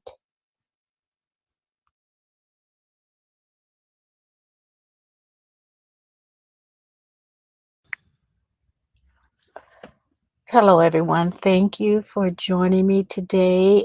This is Marilyn Gale. I am out and about. There's a place called the Habit, a hamburger place, and I'm going to meet a friend for lunch. And this is my first time. And maybe I'll give a review of it. I'm not sure. But anyway, I'm not doing the podcast about that. I'm actually doing it about YouTube. YouTube can be very cutthroat, but my experience is not with a whole lot of people being cutthroat, but one person in particular, one creator, and I don't want to mention names because I'm not the type of person to go back and forth with you. You know, if we can't be face to face because this person is in a state in a different state, so I'll just keep it cute and just tell you what's going on. Now, me personally, when I do a podcast, um, if I was to mention something that another creator has done, I will mention their name and give them props for that. Is this particular creator that shortly after I started this channel, which was only August 2018, I'm a fairly new channel, I noticed that she was doing things, saying things, referring to things that was on my videos. And I talked to my sister about that. And I was telling her, I'm not sure whether this should be a compliment, you know. Imitation is the highest form of flattery, they said, or something like that. But I didn't feel flattered. I didn't because sometimes I have insomnia, so I work late sometimes, just reviewing things I might want to do, gathering information because entertainment is not the only thing that I talk about. I talk about politics, health issues, and I try to give my spin on things. And so I even sleep with a pen and notepad in my bed just in case I wake up during the night or early morning, um, or can't sleep and I think of something that may be a good subject. You know, I can jot it down without looking for pencil paper. But anyway, I noticed that she just was taking a lot of things from me. I have one video. In fact, the first two videos that I ever, that I started with was called Secrets and Lies, Part 1 and 2. And I tell about, my experience dealing with an attempted rape. And I don't see many people talking about secrets and lies or naming it exactly that. But this particular person, referenced things that she was experiencing and said secrets and lies. So I said, okay, that could be a coincidence. I was always making excuses because she subscribed to my channel early on and I subscribed to hers. So she had, she knows who I am. I know who she is. So things were going back and forth, and I said, "No, I'm not going to say anything." But this recent thing really, really got on my nerve. It really affected me because it's so disrespectful, I think, to take something from someone, another creator, and not even mention their name. It's no big thing. It's like, okay, I was listening to Marilyn Gale and she said this, and I kind of, believe what she said, this or that, or disagree what she said, this or that. No big thing. I've done it. I've mentioned certain people, things about their channel, and I will mention them, give them a shout out. I think that's respectful. But I had an experience. I was talking about experience, and the name of the podcast was called Stop Saying That. Stop saying that. And I was giving reference to something that people said, well, this person can't be prejudiced because they married interracial, they were in an interracial relationship. And so I was giving examples, and I spoke of two examples, and I was basically telling people, stop saying that. Stop saying that, just because someone marries out of their race, that they're not a racist. People have agendas, and I gave two examples, very good examples, I might add, of that particular statement.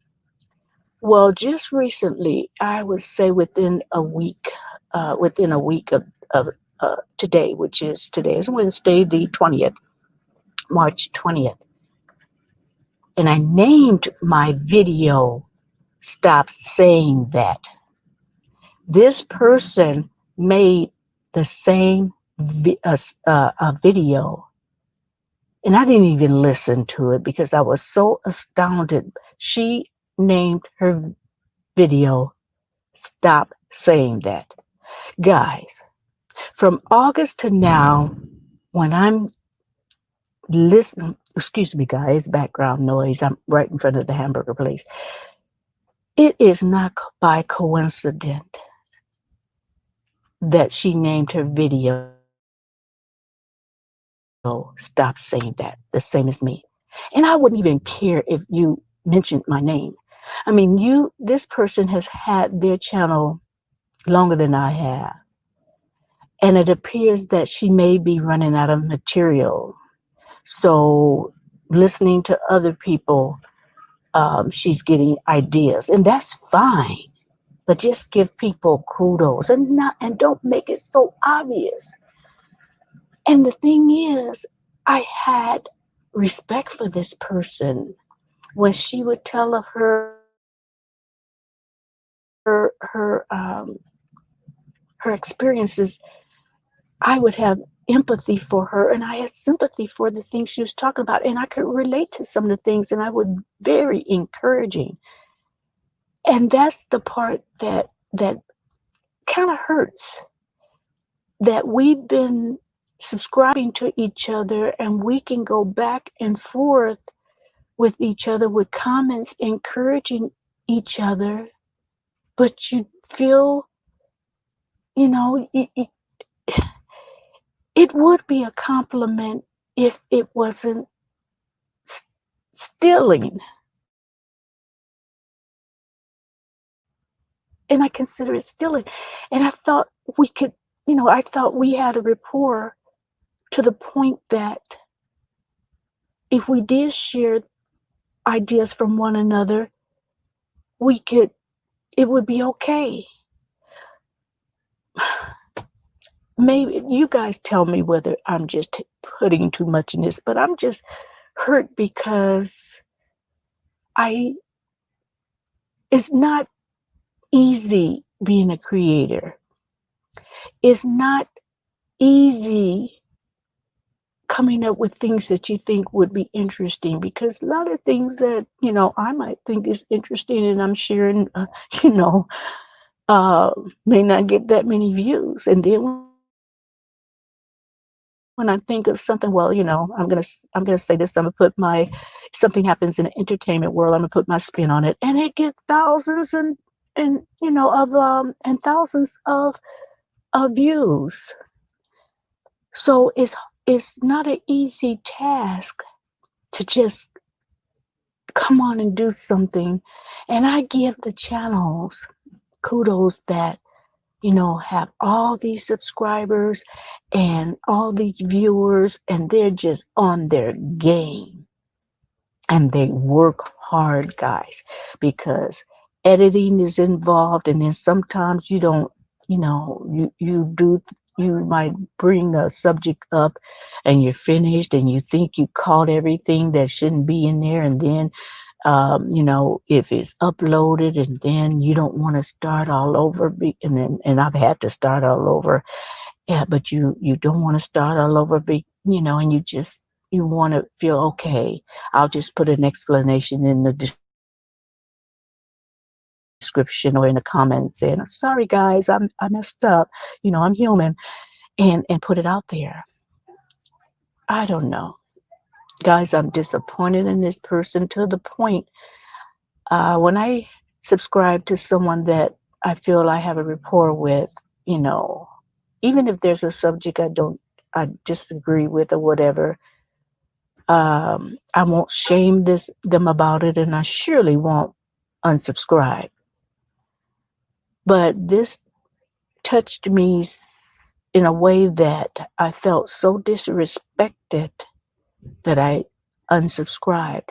And if this person is listening to this podcast right now, subscribers are important to me, but I'm asking her, please unsubscribe from my channel. Don't even watch me because you have disappointed me. And now the respect that I had, that has lessened tremendously. And you know exactly who you are. Okay, so I'm going to end this rant because I'm going to go in and have me a nice lunch, forget about the madness, and, carry on. So, everyone, thank you for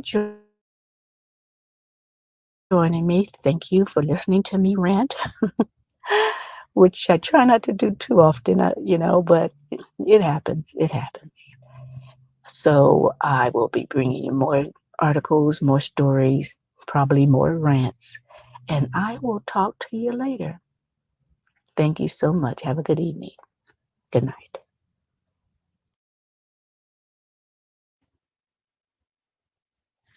Hello, everyone, and thank you for joining me today. This is Marilyn Gale. I've been hearing, I don't want to say rumors because it very well may be true, that Dan Gatsby and his mistress, that includes his wife, B. Smith, will be doing a reality show on Bravo.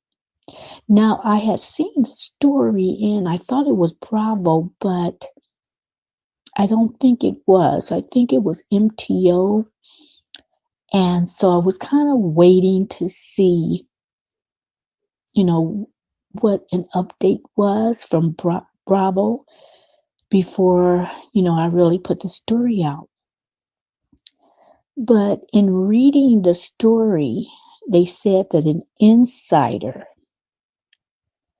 a highly credible insider, told them this information. So I went on Bravo's website to see whether there was anything about the reality show, and all I saw was MTO and, other people saying that, there's going to be a reality show on Bravo, but I didn't actually see that Bravo is putting that information out, which, maybe I'm just not finding it. But if it's true, Dan has a lot of nerve. And to me, if it's true, maybe this is what he has been leading up to with all these pictures and all these television appearances, and just going to Bravo with this information. How much controversy is involved in this, and maybe he submitted all this so telling Bravo that this would draw in a lot of audience of all, of everybody around the world, or whoever could get Bravo.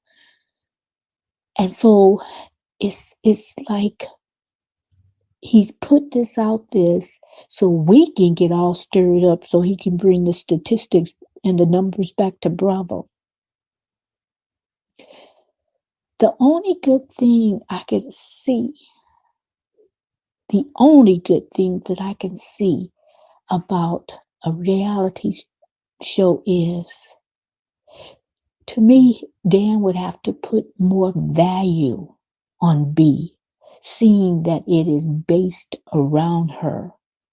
So therefore, like I said in a couple of my videos, I'm scared for her life. So maybe this would ensure a little bit more safety for her. And maybe he would care for her a little better, although even on reality shows, they only show you a fraction of what actually going on. There's a lot of things behind the scenes there. There's a lot of things that go on when the cameras are off and the crewmen are gone home or whatever they do afterwards.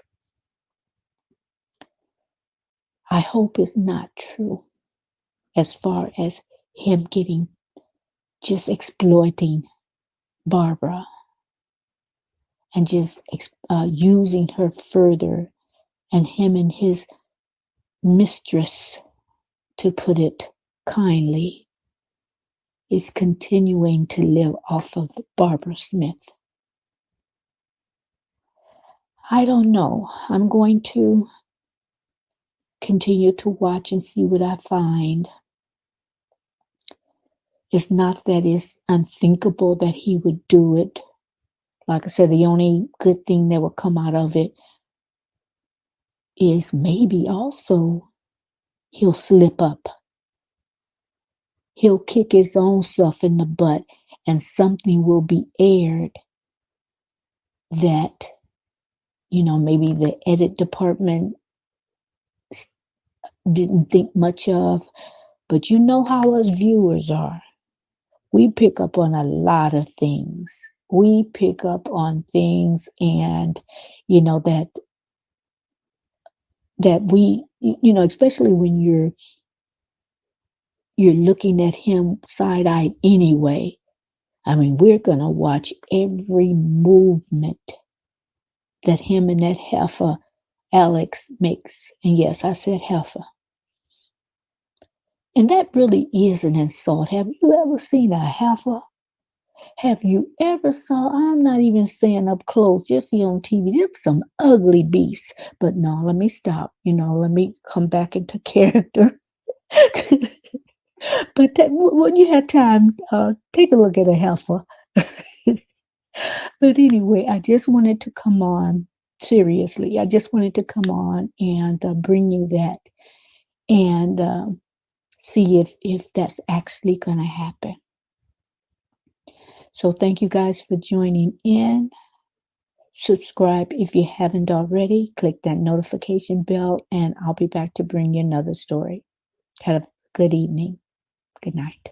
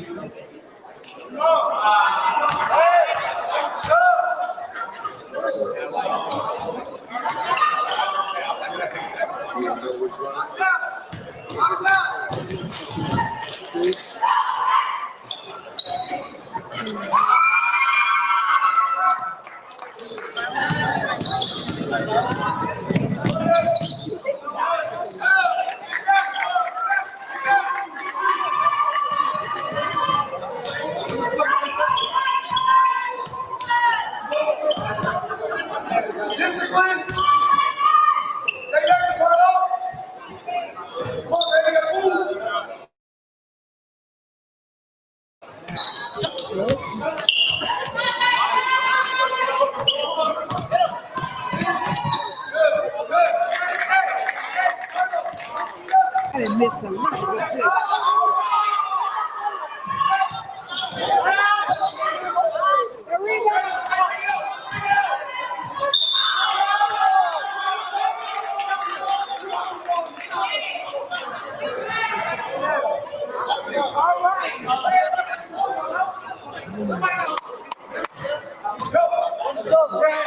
That was exciting.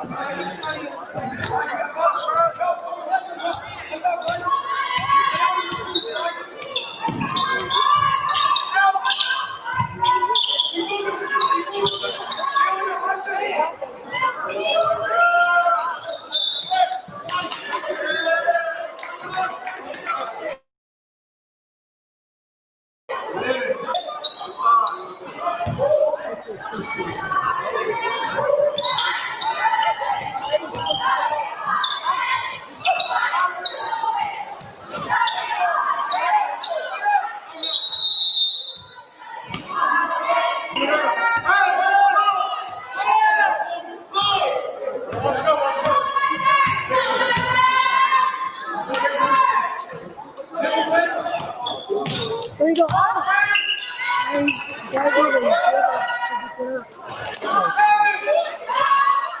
There you go.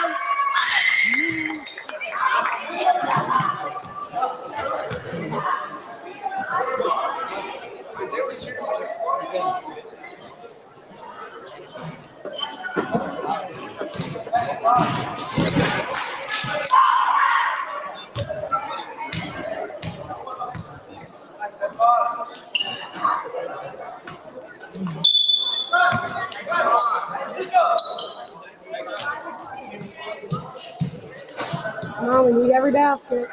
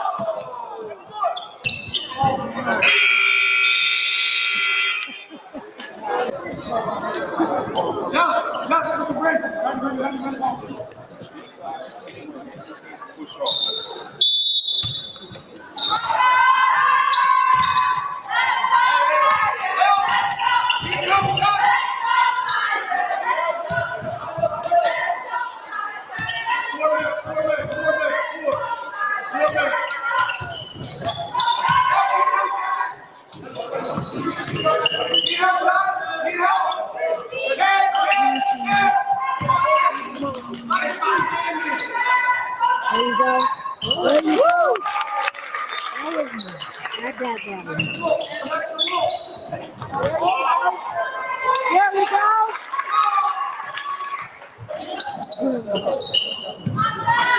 Get that small. Get that. Get that small.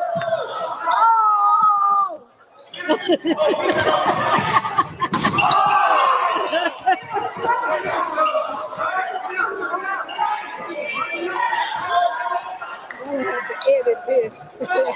I'm taking that out.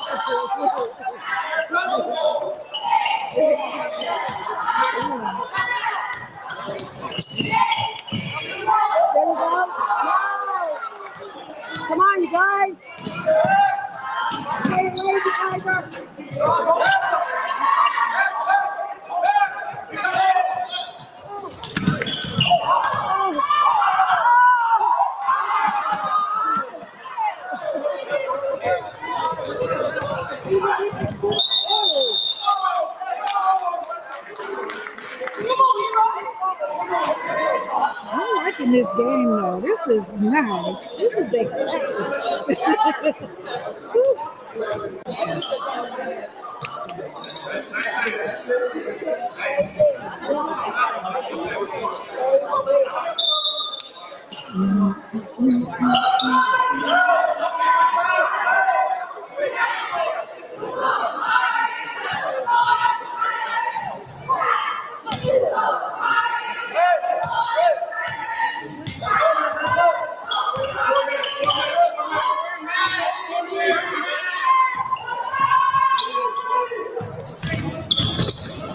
You're gonna make that. There you go. Come on, Kaiser. Stay on it.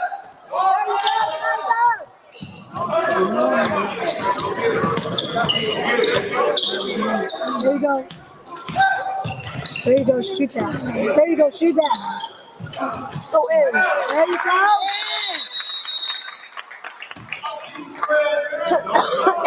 DJ Kelly said, I see you, Kaiser.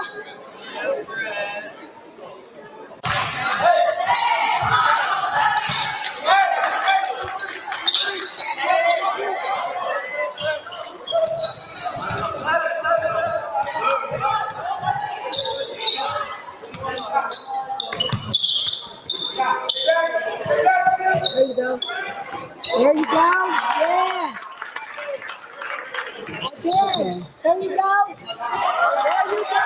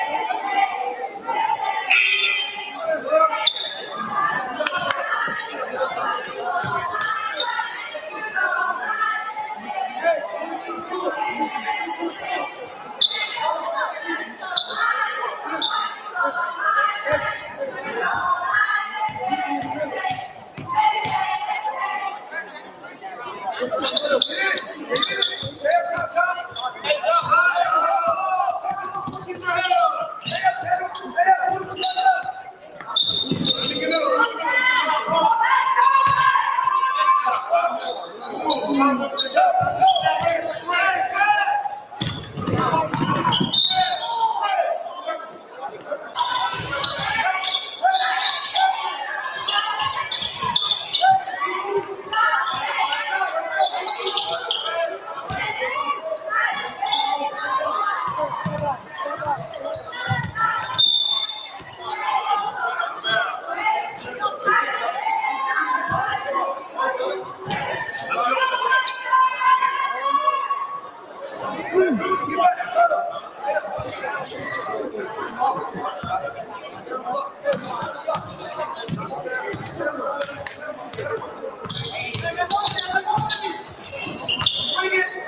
There you go, tomorrow.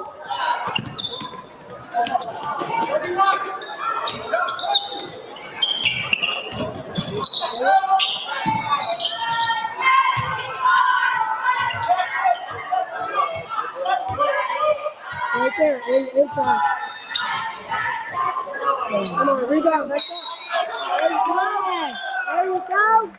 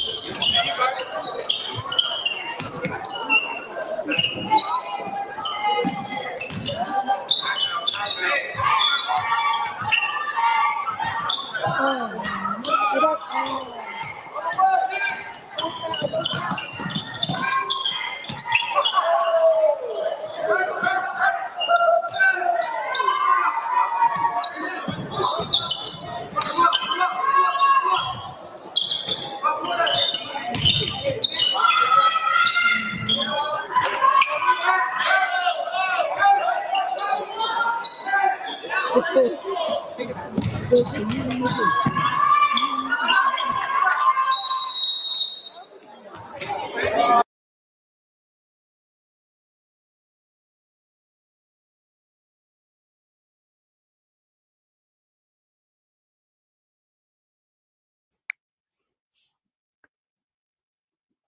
Hello, everyone, and thank you for joining me today.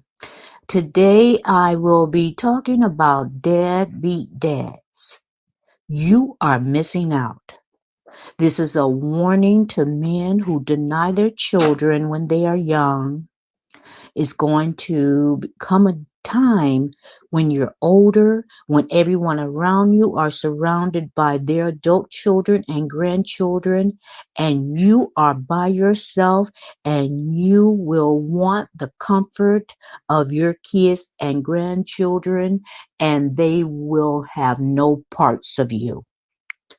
Right now, you are in your 20s, maybe your 30s, may even be in your 40s, and you want to party, you want to hang out, you want to be out there with your friends, you don't want to see your children, you don't take care of them financially, you live life haphazardly like you don't have a care in the world.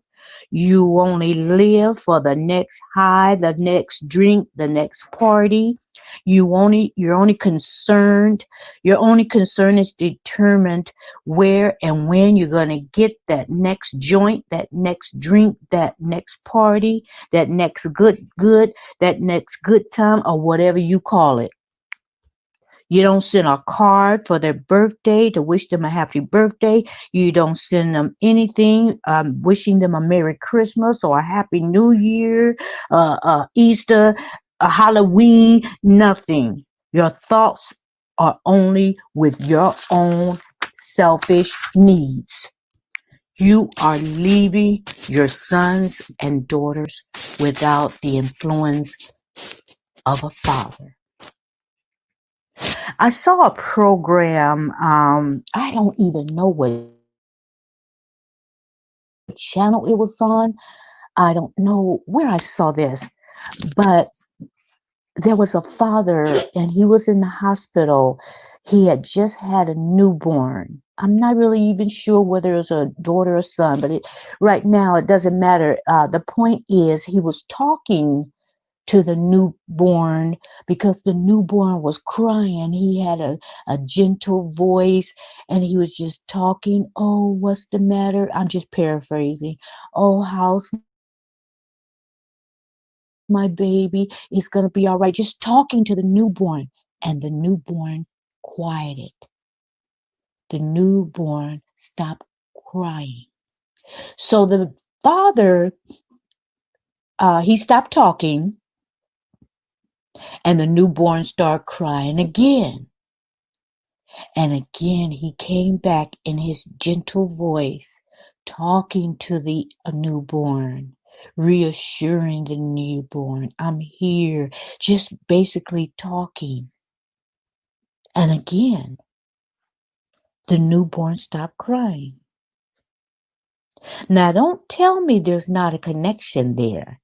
There's a natural connection, and there's also a spiritual connection between the father and that child. Much like the connection between our Heavenly Father and us. How when we're stressed, when we are confused, when we are pressured, when we are lonely, when we are in need of something that's missing, and we go to our Heavenly Father for comfort, and then you sit back and you listen in your spirit of what our Heavenly Father is telling us, and we quiet down and we're content and we're at ease.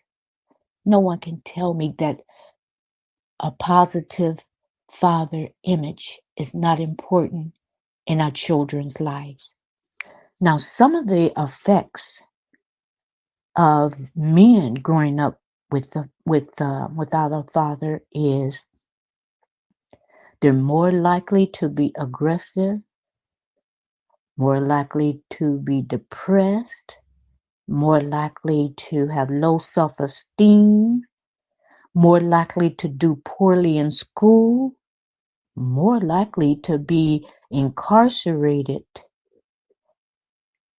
and more likely to commit suicide, more likely to use drugs. It's suggested that they seek counseling or the support groups, if you fall in that category, men, to seek role models, mentoring programs,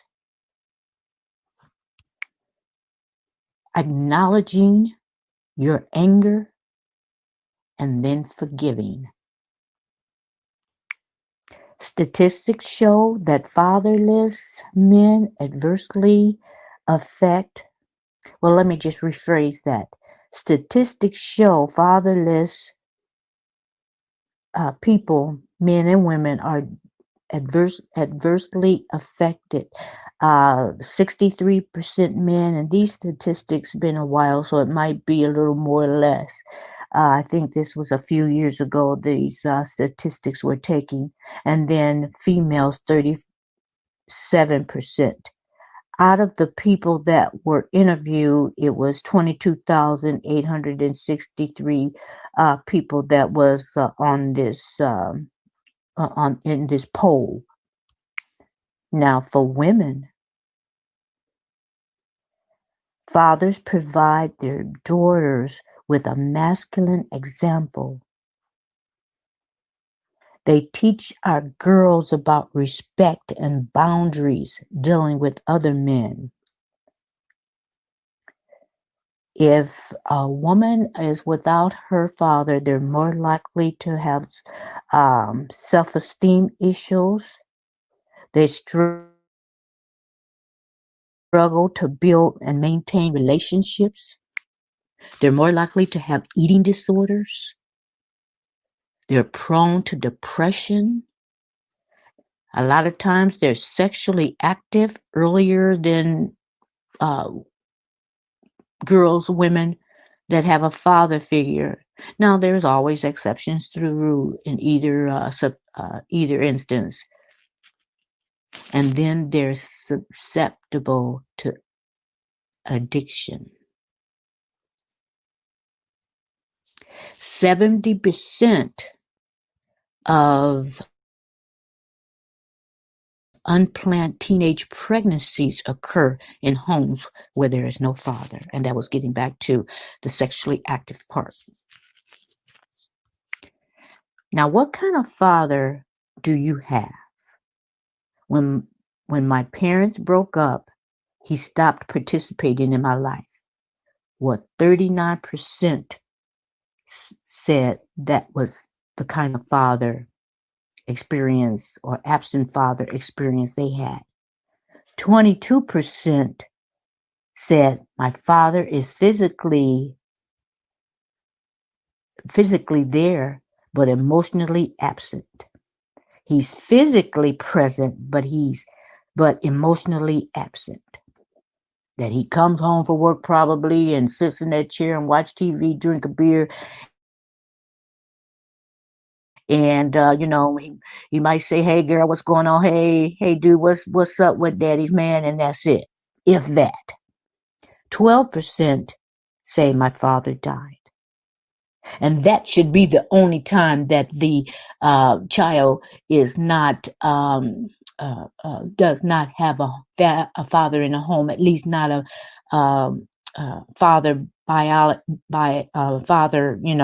the bio father. That's what I'm trying to say. But then a father image should be brought into that child's life, whether it be an uncle, a cousin, a grandfather, what have you. Now, 7% had say their father had a substance abuse, and that prevented a relationship. 2% said that their father was incarcerated. And then 19% says, I never met my father and know little or nothing about him. Now, there was an article uh, by a gentleman, and his article was, and I'll leave the link in the description area. His article was named, No, Most Black Kids Are Not Fatherless. He has actually wrote a book. Now, the article was in the Huffington Post, and his article reads, amid the debates raging now over racism in America, there's a myth rearing its ugly head. It's one I've been fighting to end, and one that all those of us committed to both racial and gender equality should learn about. The myth is that most Black fathers are absent from their homes, or that most Black children grow up without their fathers. But both of these claims are false. Still, the myth shows up in tweets carrying misleading statistics, often from people blaming fatherlessness for numerous problems facing the Black community. It also comes from officials such as Dallas Police Chief David Brown, and you have to understand that this article was written, I think, in 2016 or 17. Anyway, he says, David Brown at that time, who said 70% of the African American community is raised by single women. For my book, All In, I set out to show the truths about today's dads. That included a chapter devoted to the myths about African American fathers. And he said, here are some of the facts. Most Black fathers live with their children. There are about 2.5 million who live with their children and 1.7 million who don't, according to the CDC. Black fathers who live with their children are actually the most involved fathers of all, on average, as the CDC study found. The lead researcher told me the study I report on in the book remarks the debunking of the Black fathers being absent myth. But why do other statistics, such as what Brown said, paint such a different and more dire picture? Brown referred to single women. This means unmarried. Having unmarried parents does not make a child fatherless. Some unmarried couples live and raise children together. Many studies of fatherlessness also mistakenly use housing as their sole determinant. This is why fatherlessness statistics in general are inflated. Many children of divorced parents don't share a legal address with their fathers, but still see their fathers often. They're not fatherless. Fatherlessness is still a bigger problem statistically in the Black community than it is among other racial groups. Some kids who don't live with their dads really are fatherless, and when I examined census reports about Black children, I found that slightly more than half don't have the same legal residence as their fathers. Yes, I know this seems confusing at first. Some fathers have died, at times killed in violence, for example, so they're obviously not included in studies that look at fathers.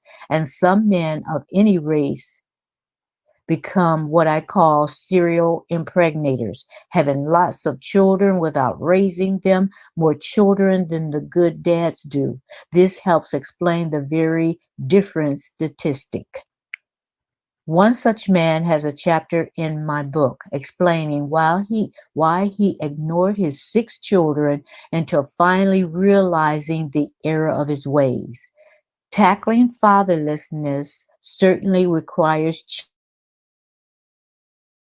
change among men, including the minority of Black men who are choosing to shrink their responsibilities. And when it comes to the Black community specifically, tackling the fatherlessness also requires ending structural forces of racism. For example, disproportionate Incarceration of black men for similar offenses put dads in jail, leaving fatherless children who are more likely to face all sorts of problems in the future, including criminal behavior. He says in the book, I spent time in a jail interviewing dads who are enrolled in a program to turn their lives around. Moving in the right direction begins with understanding the reality. Most black children are not fatherless, and most black dads are setting a great example. Now, I must say, my son, my son-in-law, they're both great fathers. They love spending time with their kids.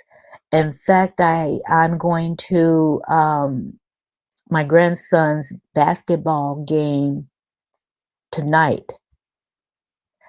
To my knowledge, I don't remember a time. In fact, I know there hasn't been a time that my son-in-law had not gone to his son's game. Both him and my daughter cheer their son on. They cheer all those guys on, but they, of course, give that extra little attention. And I usually, and I encourage anyone to go on YouTube. I have a few of the games on my YouTube channel, being Marilyn Gale, and I have video footage of the highlights, and I have video footage of the highlights, and it's just a little more tidbits of the game. And I think it's important to encourage and support your child in whatever sport that they're playing. As I get older, I'm realizing it more and more how it's so important to do that. My little grandson, he is an excellent player. He's on a team that they travel a little bit when the high school team is not playing, and they don't have any scheduled games. I don't know if it's just the off season, but I know he's on two teams, and one of the teams he was voted MVP, which I'm very proud of. He was voted MVP, and it is said that the coach mentioned that he plays like he's taller than what it is, but see, he's got skills, and he's making those 3-pointers, and playing. It's exciting to watch. It really is. So if you're interested, please watch it on YouTube. And of course, it'll be recognizable, the video, because the thumbnail is the guys on the basketball court, so you'll instantly know that that's the team, and the name of the team is the Cats, and they are an excellent team. And the season started. I think they lost the first game, and then they won the 2 games. So we'll see how good they do tonight. But getting back to the dads, you're missing out. I know of sons and daughters that do not have their dads in their life. And then as the dad gets older, start getting in their 60s and 70s, and older, and then all of a sudden they want this unconditional love from their kids. And the kids don't want to be bothered. They like, I'm good. You wasn't there for this, and you wasn't there for that, and this and the other. So, I'm good. Dads, you are going to regret the day that you were not a part of your kid's life, and they won't want nothing to do with you. Not nothing. Now, see, I had my dad in the home. I don't know what it is to not have, a dad in the home growing up. My bio dad I had in the home. Not a stepdad, not a play dad, not a uncle dad, cousin dad. I had my dad in the home, and it was 8 of us. And as I was growing up, and some of my friends would be amazed, and they would say, "Your dad was in the home?"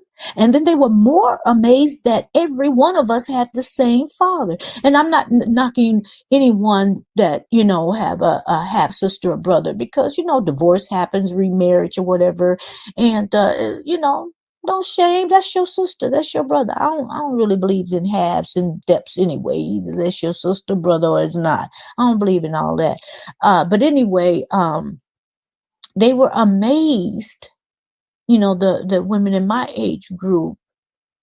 And I'm a grandmother now, and I know I look good, but I just had to throw that in. But anyway, they were amazed that the dad was in the home and that we all had the same father.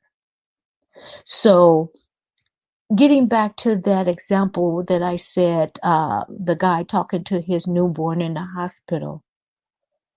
Dads, you are important. You are valuable. Now, if you come in, you're in the dad and you're in the home, and all your child see you smoking weed, shooting up, drinking, and gambling with your buddies and cussing like a sailor. No, you're not a good dad. You're there, but you're not a good dad. And you're not setting a good example. But I'm talking about those good dads that go to every game, that support their kids, that love their kids enough to show up, enough to be supportive in all that they do, and you're missing out, those who aren't in your kids' life. You're just going to regret it. May I say that a few times so it will get through your thick heads. And if you're one of those deadbeat dads that I spoke about earlier, you can change it right now. You can give that child a call, set up with the mom. I want to see my child. I want to be a part of my child's life. I understand what I did wrong. Forgive me. Ask for that child's forgiveness and be a consistent part of his or her life. You will reap the rewards of that. I guarantee. Now, don't wait until they're, in the 30s, 40s, 50s, 60s, whatever, and you old and decrepit, and now you want, your kids to be around because you feel, like you don't want to be alone. Now all your buddies that are incarcerated are dead, and you don't have nobody else, so now you're going to seek out your kids. Well, you know what? If you do that, a lot of times, like I said before, those kids not going to be want to be bothered with you. In fact, there's, they may not show it because I still feel that's some hurt there that's causing them to reject you. But some kids just, you weren't there when I needed you. I'm good. I'm good.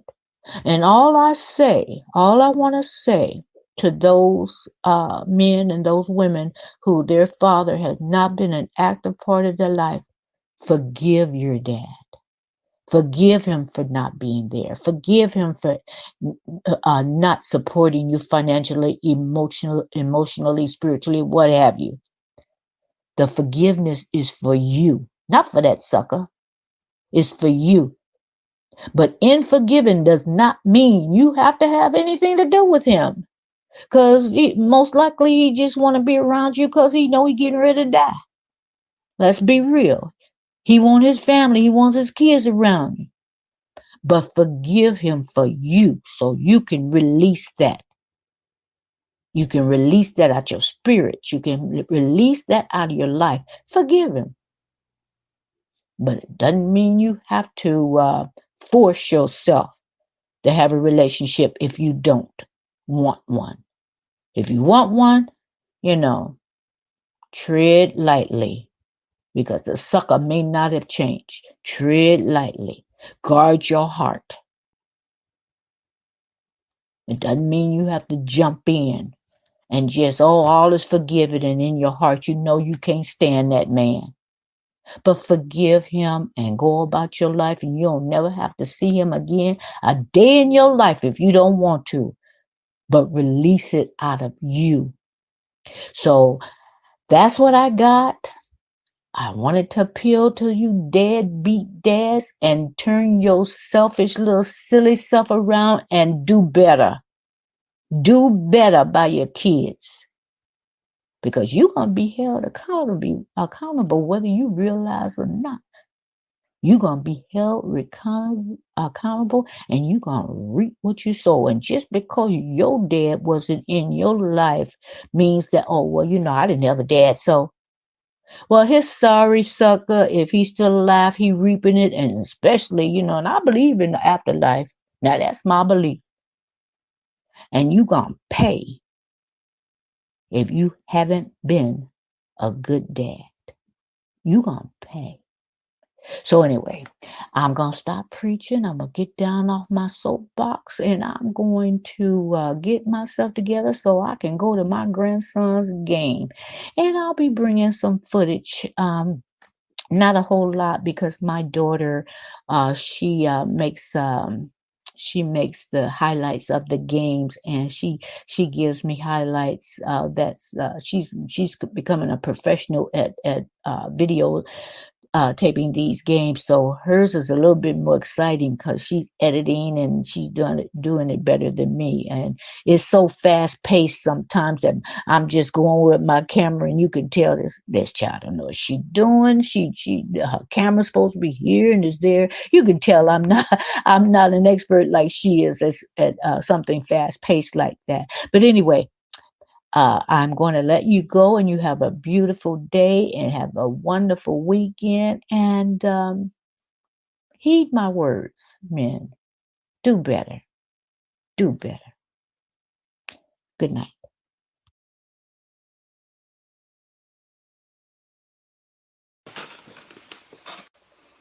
Welcome, everyone, and thank you as always for tuning in. I haven't videoed for a while, had a lot of errands to run, a lot of things to do. And what makes me so upset sometimes is you go out and you start your car and it's click, click, click, click, click. Oh, that's the worst feeling in the world when your car don't start and you got things to do. So I was running a little bit behind. So I'm glad to be back videotaping. Now, today I want to bring you a story. Um, it happened a little while ago, but I think is relevant today. Let me just start it because I kind of thought about this and ran the story over with a family member or a few family members. And one said, I don't know, Marilyn, And then the other one said, yeah, do it, do it. So, I'm kind of wanting to do it because I think it will enlighten some people. And I'm not trying to change anybody's mind about anything. You think what you think. I have my opinion, you have yours. So I'll just tell the story. Um, of, uh, I know of this lady who was a foster parent, and she had foster children. Many came and went, and one she had legal guardianship, and one she adopted. It was two little boys that came in, and his father had willingly put him in the system. His wife had just was killed in a car accident, and so I guess he wanted to just regroup and get himself together, and you know. So my friend got the family member got the two boys, and we became very close with those two little boys. In fact, you know everybody that met them just fell in love with them, and that was a good thing because those little guys had been through so much. So anyway, the father was a chaplain at one of the mental institutions, the criminally insane, and he had worked there. And so with these two little boys, um, they were in the home, and the father would come and visit. So I got a chance to meet the father. And one particular time, another family member was, and I say my friend, and it is a family member, my friend. And so another family member came in, and she was there while the visitation was going on with the father and the two boys. And he just looked at her real strange. And it wasn't, I really, it was hard to read the look he gave her. It wasn't anything, it was just strange. It was hard to tell whether he liked her or he didn't like her. It was just a odd look, and I remember that. And I'll tell you why that played in, because I guess I must have had a gut feeling about him. Couldn't put my finger on it. So anyway, he would come, and most times I was there when he came, and so he ended up getting married again. So the boys went home with his new wife, and they were going to be a family again. He was going to have a family again, and I kind of felt good, because now the boys, no one could replace their mom, but they had someone as a motherly figure, which I think this family member that was foster parenting him, I think they looked towards her and look towards us as all family, And so I said, well, good, that's a good thing. So time went on, and I kept in touch with the family member. Strangely, the second wife died. And the story that was given to the family member that was fostering him, was a foster parent, was the lady fell off a ladder. I guess it must have broke a neck or something, and she died. And I'm thinking, oh no, these little guys, they lost one mom, they went to a foster parent, motherly figure, and then they are taken away from that home, and now they had another mother figure, because I would say they were like 6 and 7, or 5 and 7, or little guys, and I just felt so horrible about that. I said, okay, I'm just really worried about these boys. So the wife that supposedly fell off the ladder, her family wasn't buying it, especially her brothers. They were not buying it. There was another story that he told someone else that did not include falling off a ladder. I think, if I'm remembering correctly, she drowned in the bathtub. That may not be it, but that just comes to mind. I don't know.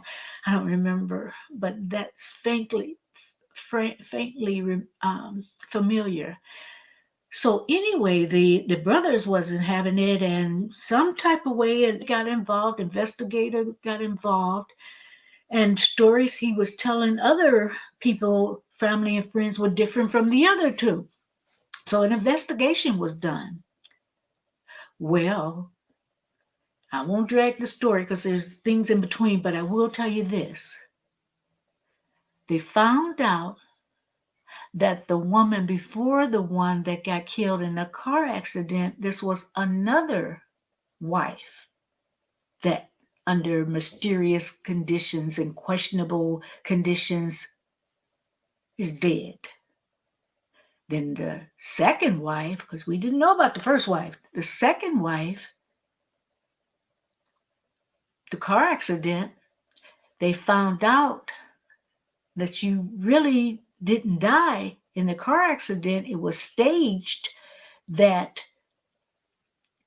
it was a blunt force or blow to her head or something. So I guess an car accident that, could explain that. But they found out that this lady was dead before the accident. And people know how to tell that. Um, like I said, some things that I'm not privy to, but that, the results are the same. She didn't die from the car accident. The third wife didn't die from falling off a ladder. She died from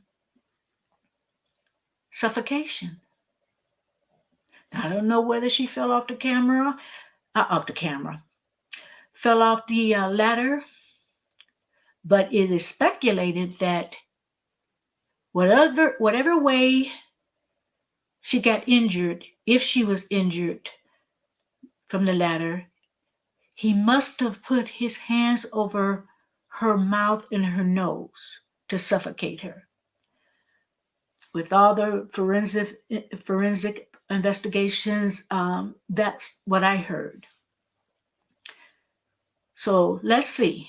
He had 3 wives. They all died under mysterious circumstances. Oh, and I didn't mention, he's a white guy. And the 3 ladies are black, were black. Now, if it was just one lady, then 2 and 3, that's a pattern. Oh, and I didn't tell you. He insured them heavily. I'm talking $1 million policies. So, like I said, if it was one, okay, suspicious, but things could happen. But 3 black ladies, to me, that says premeditation, that says pattern, that says you have no regard for black women, and black wives did not matter. Because you chose to marry someone who did not matter to you, and that's why they were so easily killed with no remorse for the insurance money. Now, this may be not a typical case of interracial marriage. I don't think it's typical. I know of interracial marriages. In fact, there's one couple online that the white guy married to a black woman, and another interracial couple, people were saying he was racist, and the white guy was saying, yes, he is.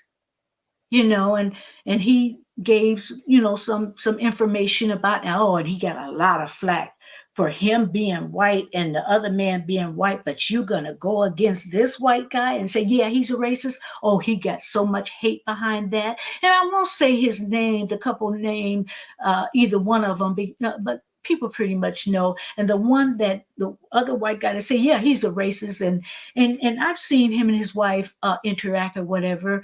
And I don't think he's that good of an actor or whatever. I really believe he loves that woman. Now, I'm not against interracial relationship unless one is a racist. And then, so it is possible.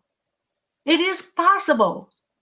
Because that wasn't the first time that an incident was happened, because nothing new is under the sun.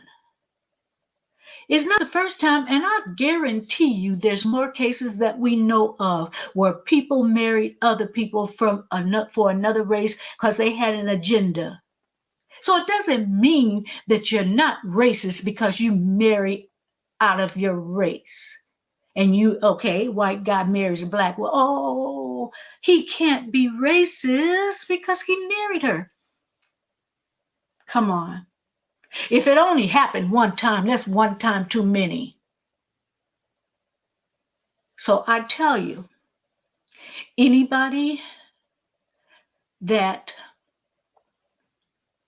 believes that a white guy can't be racist because he married a black, I pray that you're not the next victim. I pray that you being naive won't cause you to make a hasty decision. And I pray that you think it over and see if he say things out of the way and, I'm joking. And when something happened that he when a white cop or a white man kills someone black, they take the white side. Oh well, he got killed because the white guy, it was self-defense or whatever. Watch out for those signs, especially when the black guy is um, unarmed. So there, stop saying that a person is not racist because they marry out of their race. They have agendas. It may be a small percentage. Of course, I don't believe that this is just every interracial couple you see, oh, this is going to happen. She better beware. Don't sign don't make him the beneficiary. Of course not. But it happens all too often. Like I say, if it only happened that one time, which I doubt, because I've known of cases where it didn't end in someone getting killed, but it ended in that person having to get a restraining order. That person had to change their identity. That person had to move because they married someone they didn't know was a racist. So that's my opinion, and I have receipts. And like Mariah said, I have invoices. So it does happen. It's not unheard of. And I know some of you are going to come on the channel, whatever, and I don't mind you stating your opinion. But I guarantee you will not come on disrespectful, because there's a lot of disrespectful trolls, especially on one particular, one particular with all the hits, views I got. I guess I'm out there now. My channel is. And a lot of the people commenting, the subscribers and the viewers, whether they agree or not, they've not seen those. And if they've been on there for 5 minutes or what have you, or longer than that, I guarantee you won't see it for long, because I block and delete them from my channel. I don't want my channel to be ratchet. There are ratchet channels, and I'm not blaming the creators, because they can't help what people say, and but there are ratchet channels where 90% of people calling each other's names. So the people, intelligent people and the smart people and the people who have something to say, whether they agree with you or whether they don't even want to comment, because then that troll will come and attack them. Who wants to just, willfully have someone attack them and their race and their, and their, question their gender, and who wants to do that? Who wants to come on a channel and just be attacked for stating your opinion? It won't happen. And if it's on my channel, it will be off very soon. That's my promise to all of you guys. And then when it gets to the point where there's so many comments, I will take a couple of days out just deleting. So don't feel like you cannot say what you want to say respectfully. You can disagree without being ratchet. Of course you can. You have more intelligence than that. And I have not seen one troll with a picture of themselves. They have a picture of cartoon, a picture of whatever, or a blank what have you. They're cowards. I don't deal with cowards. I don't deal with cowards in my personal life or my YouTube channel. I don't. So feel free. If I got to stay up to 6, 7 o'clock in the morning and have not slept, I will delete them and block them forever. So feel free to voice your opinion, opposing or agree, agreeing opinion. Don't be scared. Don't be scared. But I just wanted to bring you that story. And as I stated before, it's not typical, but it happens. There is a such thing as a racist, a white supremacist, marrying black or any other race. Protect yourself, ladies and men. Protect yourself that you won't be a statistic. So, anyway, I thank you for watching and please subscribe if you haven't already. Hit the notification bell so that you will know when another video is out. And I'll see you again. Thank you and have a good evening. Goodbye.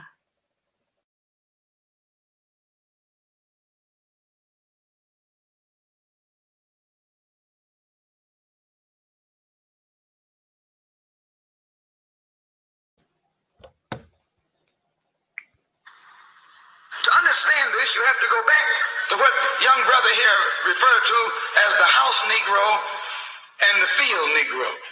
Back during slavery, there was two kinds of slaves. There was the house Negro and the field Negro. The house Negro, they lived in the house with master. They dressed pretty good. They ate good because they ate his food, what he left.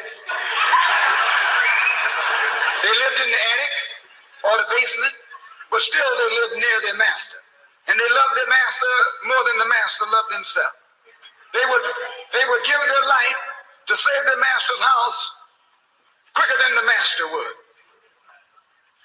The house Negro, if the master said, we got a good house here, the house Negro say, yeah, we got a good house here. Whenever the master said we, he said we.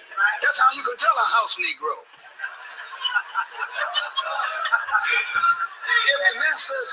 If the master's house caught on fire, the house Negro would fight harder to put the blaze out than the master would. If the master got sick, the house Negro would say, what's the matter, boss? We sick. We sick.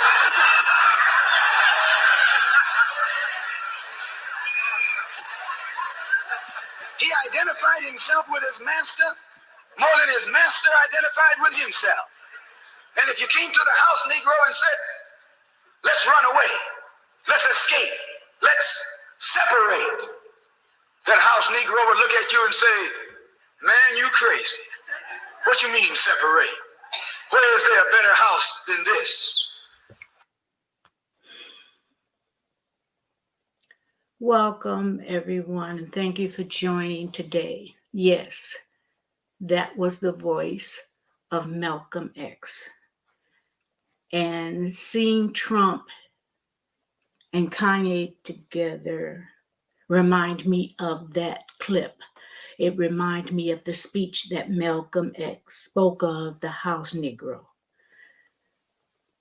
I also was reading different articles, Don Lemon being one of them, and he referred to it as that meeting as a minstrel show. I will be leaving the link to his comments in the description area, but I agree with everything he said it was. Now, the two of them together, Trump and Kanye, that's a dangerous combination. It's like the crazies, and I shouldn't say crazy because I don't want to offend anyone. Let's just say the patients are running the asylum. The biggest patient of all is running this country. And along with Kanye,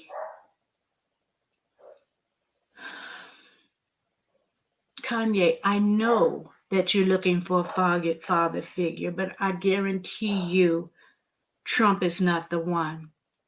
I kind of suspect that you wanted Barack Obama to be that figure, but when you kind of put that stunt with Taylor Swift and to say that Beyonce should have got the award, then President Barack Obama called you jackass, was it, or idiot? Which one? I think it was jackass.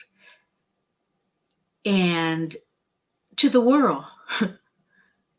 It just seems like you're trying to get back at President Obama.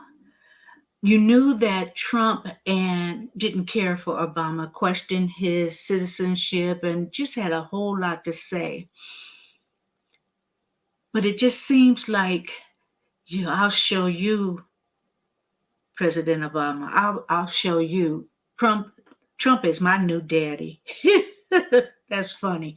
You could have picked a lot of people to have a strong male figure, but you have alienated yourself that nobody really wants to be bothered with you.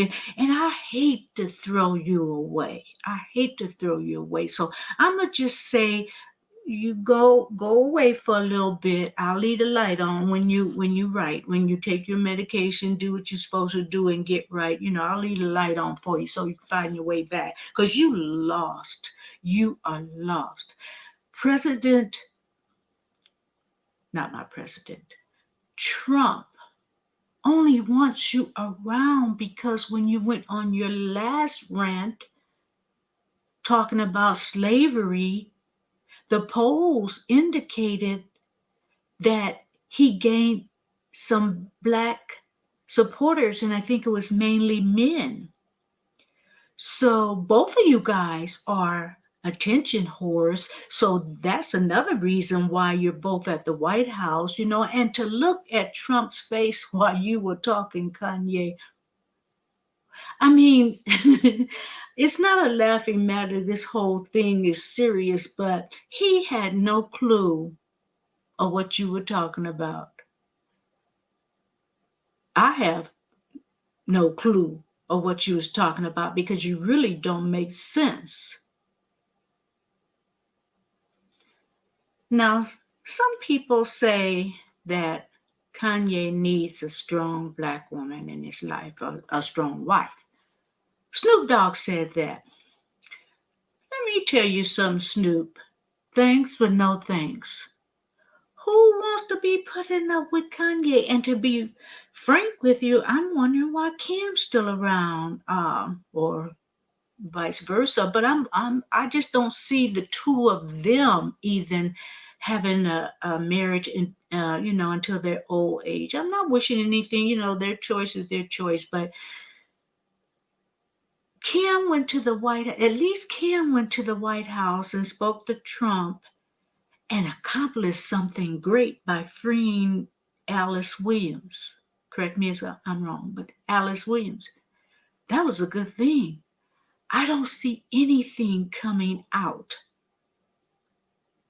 of you and Trump getting together.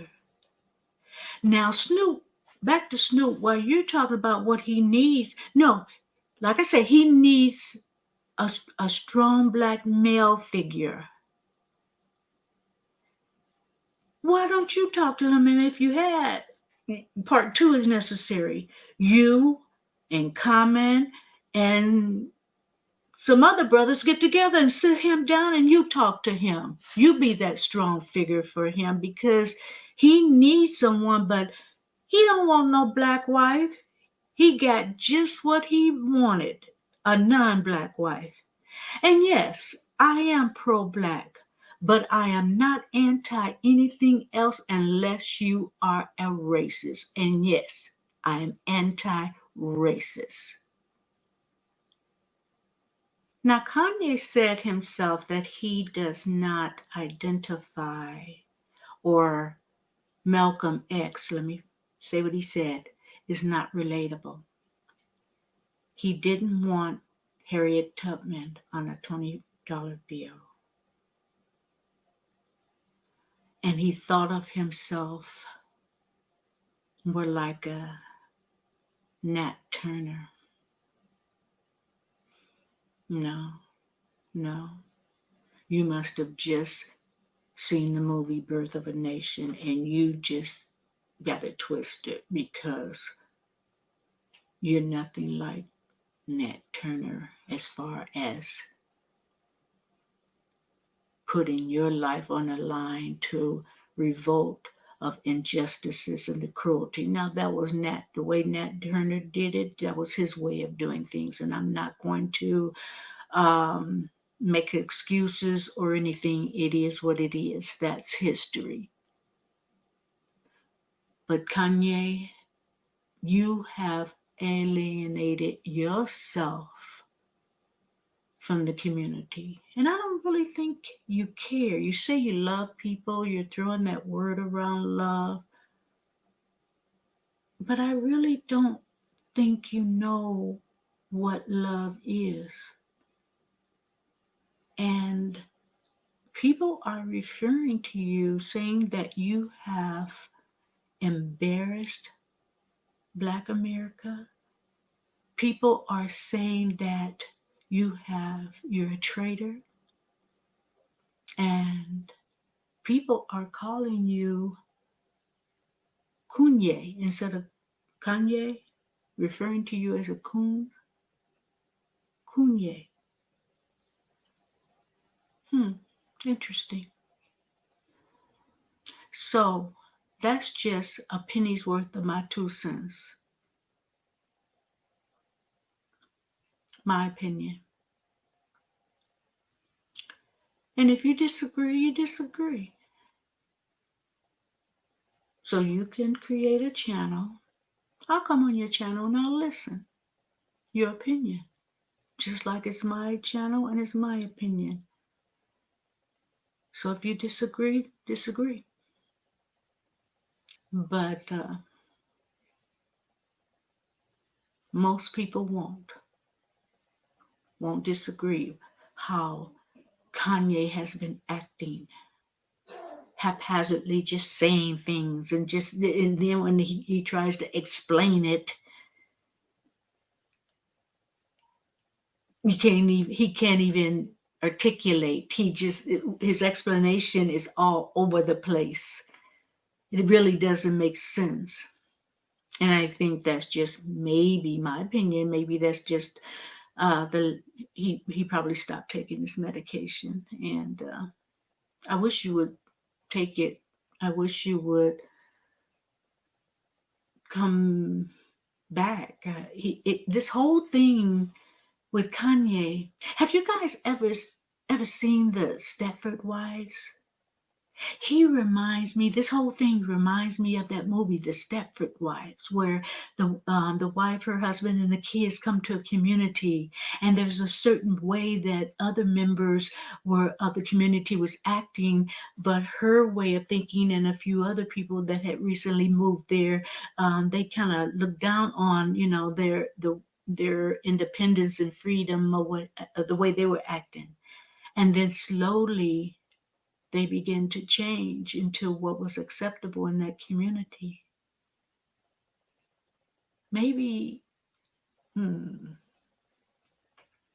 Kanye is Trump's Stepford wife. That sounds silly, and I'm not saying I believe in cloning. I don't know. That's, I haven't researched enough on that, but something's happened to him. Or maybe he was just taking his medication all alone and didn't, like I say, he stopped, and now he's just going everywhere with his opinions and his actions and the statements he's making. But brother, you need to regroup, maybe take a long vacation. And like I said, I'll leave the light on for you. Not Motel 6, but I'll leave the light on for you just in case you come to your senses. So until next time, I know I was all over the place with this video, but I wanted to just put my opinion out there and what I thought of Kanye. I just haven't canceled him yet. So we'll see what happens. And we'll see if anything good comes out of this whole thing. So if you're not a subscriber, please do so now. and also hit the notification. And excuse me too, because for the longest I've been trying to catch a cold. The weather's changed, and it was hot and it's cool, and it get a little warmer. Then at nights it's cool, and I'm not my best self. So excuse me for that. So anyway, thank you for joining me. I do appreciate all my subscribers, and I do appreciate the new people that have subscribed and have complimented my channel. I do appreciate you all. Thank you, and have a lovely, lovely weekend. Bye.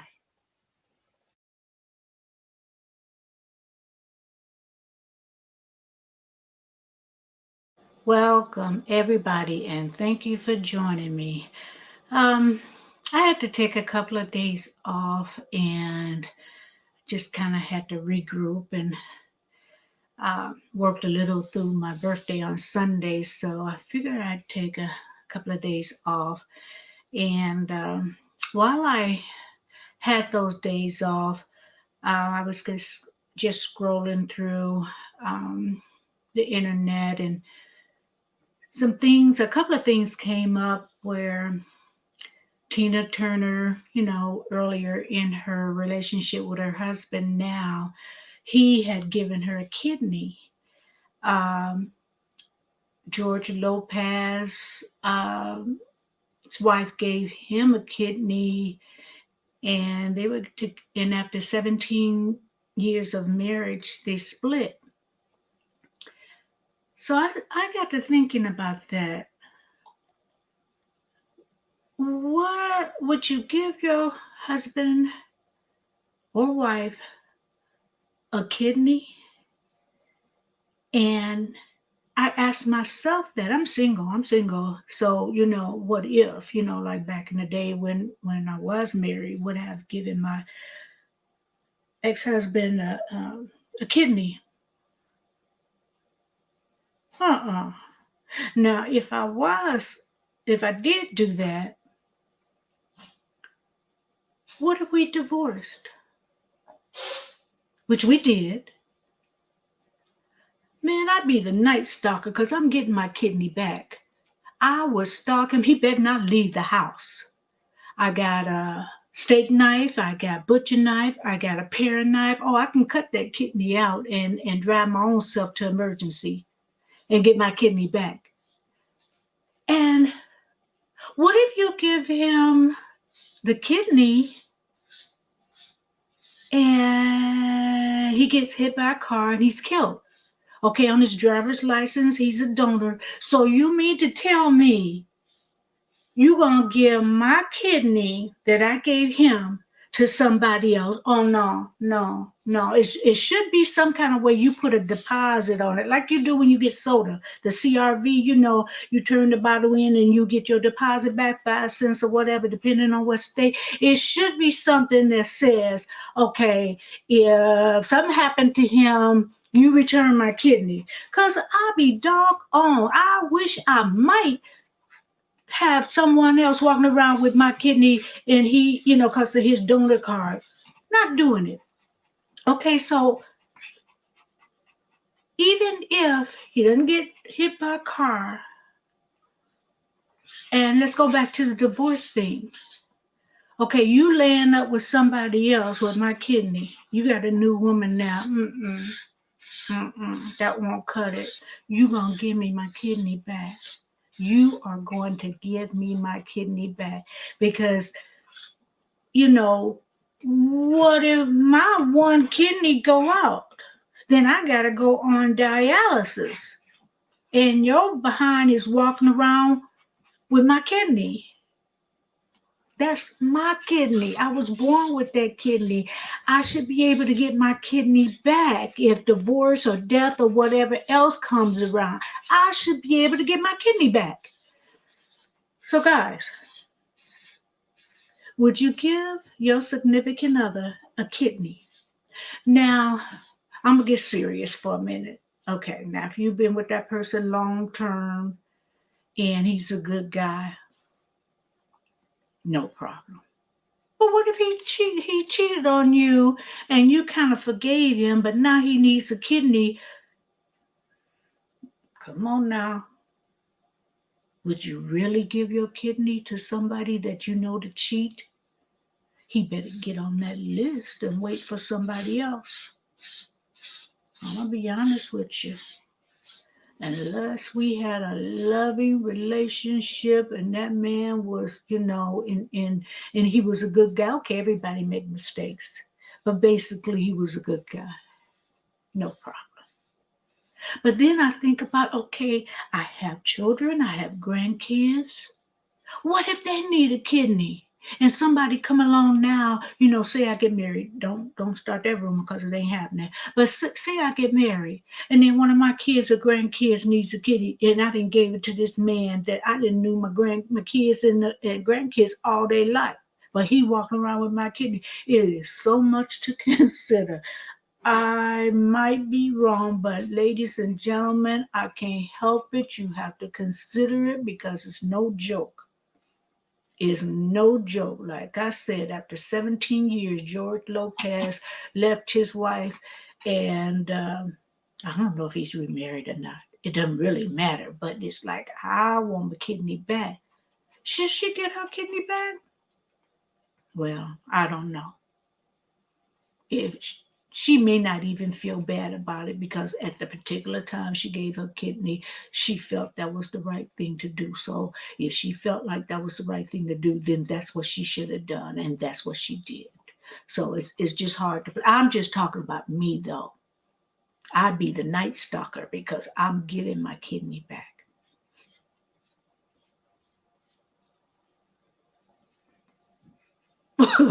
What else can I say? Kidneys aren't a dime a dozen. I'm just, like I said, my kids may need one, God forbid. But I want to save my organs for people I know got my back. You know what I'm saying? Anyway, that's all I had to say. That's all I had to say. It just dawned on me, two stories back to back about kidneys, and I said, well, maybe I should address that. And what if my viewers? What if your significant other needed a kidneys? Would you do it? So you guys better than I am, because if it's based on my ex-husband, no, to the no, to the no, no, no, no. Mm-mm, mm-mm. Would it be based on the person that I have been with, maybe let's say 10, 15 years or whatever, and we always had a loving relationship? Of course, of course. But I still would think a long time, wait, look, give me a few weeks or month to think about it, that's serious business, giving up organs and stuff. But anyway, I'm gonna let you go. Just think about it. Would you do it? I don't mean to sound cold, but you have to think about these things, and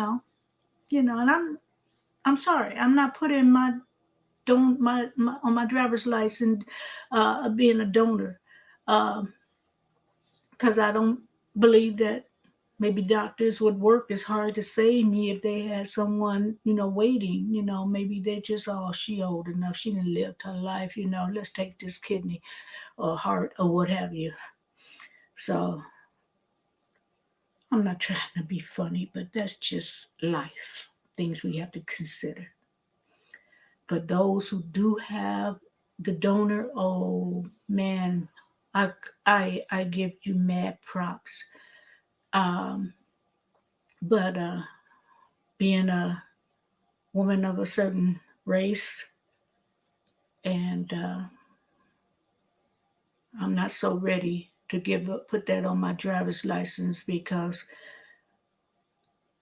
I don't think they would work as hard to save me. Oh, that's cold. That's cold. But anyway, I'm gonna leave you with that. Thank you for joining me, and thank you all my subscribers. If you haven't done so, please subscribe and click the notification bell. And I'll be back on a much lighter note than that. So talk to you later. Bye.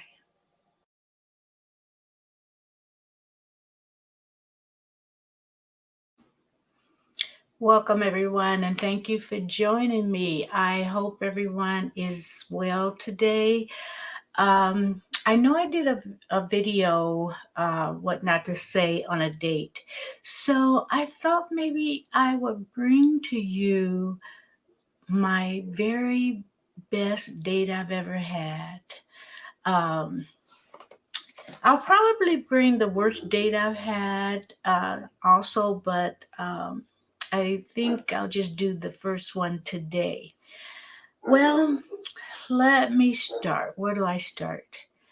Um, I had originally met this guy in high school when I moved to California. Some kind of fight or something going on. I don't know whether it was I don't know whether it was a basketball or boxing or some kind of competition, championship game. I meant to say not fight really, championship game. And this was years later. Uh, he had married and his wife died from lupus, and I had married and I was divorced. And around the corner there was a liquor store, and so I guess he was making a beer run, and I was just going to the grocery store a few doors down. So we just happened to reconnect again and we talked for a little bit. Now, at that time, the job I was working, they were having some type of celebration. I'm not sure what kind of party we were having at the job, but we had it at this restaurant in Long Beach. That's where it was booked. So I was telling him, I was going to go by myself, but I was telling him about this party and would he like to go? Because, I considered us friends, although we had not seen each other in a long while. I considered him a good guy and I felt real safe with him. So, anyway, he said, okay. So, anyway, I gave him my address. He picked me up. Um, he's such a nice guy. He drove up in a ugly green station wagon, but I really didn't care. I really, be honest with you, I really didn't care. And he was still such a gentleman. He was dressed nice, and I was, of course, dressed to the T. I had to do that. And he opened the car door, and just really such a gentleman on the way to Long Beach, because I think we were about 40 miles, 45 miles away from where we were supposed to go to the restaurant with my coworkers and all the management and everything. So we got to the restaurant and had a really nice conversation and, you know, um, nice dinner, whatever we wanted on the house, of course. Management was paying for it. So, of course, I got all that I could eat and then some. And so after the dinner was over, we decided to stay there. Everybody else was leaving. And since we had such a distance to go, we figured let's enjoy this night. So we went to the lounge part of this restaurant, and it was like wall to wall windows, and you could see the Queen Mary and the ocean and the waves was just so beautiful. And just picture it that the room had low lighting. And so we were just talking and catching up again, because we really couldn't talk the way we wanted to talk, with everybody around. We just kept it cute. So we're talking, and he asked me if I would go out with him again. And so I said yes, of course. And he dropped me off at my home, opened the door. He didn't come in. And we started dating. In fact, it led into a relationship. Um, in fact, we end up getting engaged, and right before he right before anything started happening, any plans or getting everything together, he found out. Well, at first they didn't know what it was. He was hospitalized, and his lungs were deteriorating slowly. So, and they gave him 5 years to live. I know. Um, I stayed with him a little bit longer because we were breaking up, and that's another story. Um, his sister, whew, she was, I think, jealous. I don't know if our relationship, I'm not sure what she was jealous of, but she was jealous. So she was feeding things to him, and it just put such a big strain on our relationship because at one point we did move in together, and she had voiced that she didn't like me. And he told me, which I don't know whether that's a good idea, guys, to tell your spouse or girlfriend or fiance or whatever that a family member don't like them. I don't know whether that's a good idea. I'm glad I found out because of what I'm getting ready to tell you. Anyway, we lived in these apartments and in these townhouses. I'm sorry, and something was happening and going on where she needed a place to stay. So my fiance came to me and said that his sister was moving in. And I said, no, she's not. He said, oh, yes, she is. I said, no, she's not. In fact, I'm going to call her right now and tell her, you're not moving in. I don't care where you go, but you're not moving in. So I called her. And I told her, I just had a conversation with your brother. Let's just be real. You don't like me, and I don't like you. So how could we live in a household all together? And then I told her, he says you're moving in. I say you're not. And that's the end of it. And I told her it was nice talking to you, and the conversation's over, and I ended the call. So I went back to him and I told him I just spoke with her, and I was very frank with her and told her, because you don't like me and I don't like you, that it just won't work. He was furious. So I won't go into detail about that, but he ended up moving out, which was fine with me. And I do consider him the love of my life. However, I was not willing to be subjected to his sister's verbal abuse, which she had said things to my face in the future. And in the past, and I just held my tongue. But I wasn't going to be subject to that, because I loved me more than I loved him. And I'm just being honest. I loved me more than I loved him. So, am I still in love with him? No. But I think back and I said, I love that guy, not in love with him. And he passed on. He ended up passing on. He had a lung transplant, and he lived another 5 years. So from his diagnosis to when he actually passed was actually, I would say, about 10 years. And I didn't even know that he had passed on until a good friend of mine called me and told me. So, that's the end of that story. But on a lighter note, that was the best date I ever had with the the lighting and the soft jazz in the background, and the ocean outside, and the Queen Mary up the ways. And I'll never forget that. I'll always cherish those moments. But life happens.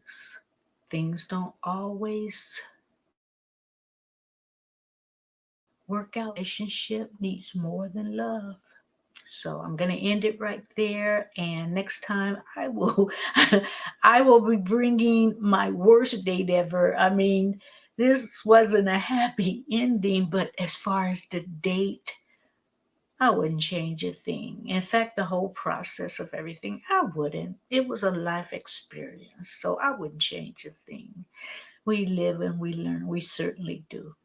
So until next time, thank you for tuning in, and please subscribe if you haven't already, and share this video if you'd like, and also click the bell to make sure you get further notifications of any videos that's coming out. So until then, thank you guys, and I appreciate you all. Thank you so much. Bye-bye.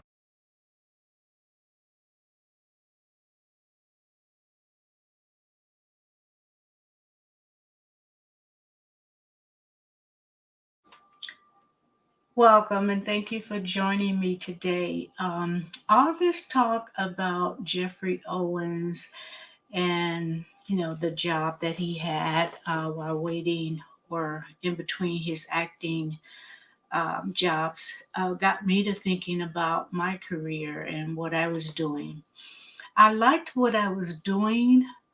Um, I didn't like where I was working. I didn't mind at all the paperwork that was involved and the client contact, and I didn't mind that because at the end of the day, I felt like I was helping people. I was helping families. I was helping single moms and single dads. And when you don't have to worry about the high cost of housing, and you have a job, and but it's not fulfilling everything, a lot of families really did need that assistance. So I didn't mind at all what I was doing. It was just a lot of other things involved, a lot of politics involved. A lot of times management would make decisions without seeing it through and would throw you into different situations that, were setting you up a lot of times to fail. So it's just a lot of reasons why I didn't like that working at that particular place. In fact, a lot of times I hated it. It's like, oh gosh, get up in the morning, I got to go to that place. And I know many of you feel the same way. It's like, oh, I got to go there again. And sometimes it would make you physically ill, that you had to go there. But you pull yourself together and you do what you have to do. Many times, like earlier in that place where I worked. In the beginning, I just knew I had to get out, so I looked for other jobs, not particularly in the field that I worked, and it just seemed like all the doors were closed. I prayed about it, and it was clear. I know God heard me, but it was clear that the door was closed because I was overqualified for a lot of places that I applied, and there was no reason why that I would not have gotten hired. Uh, I just didn't realize at that time God was saying, no, no, you're going to stay right there.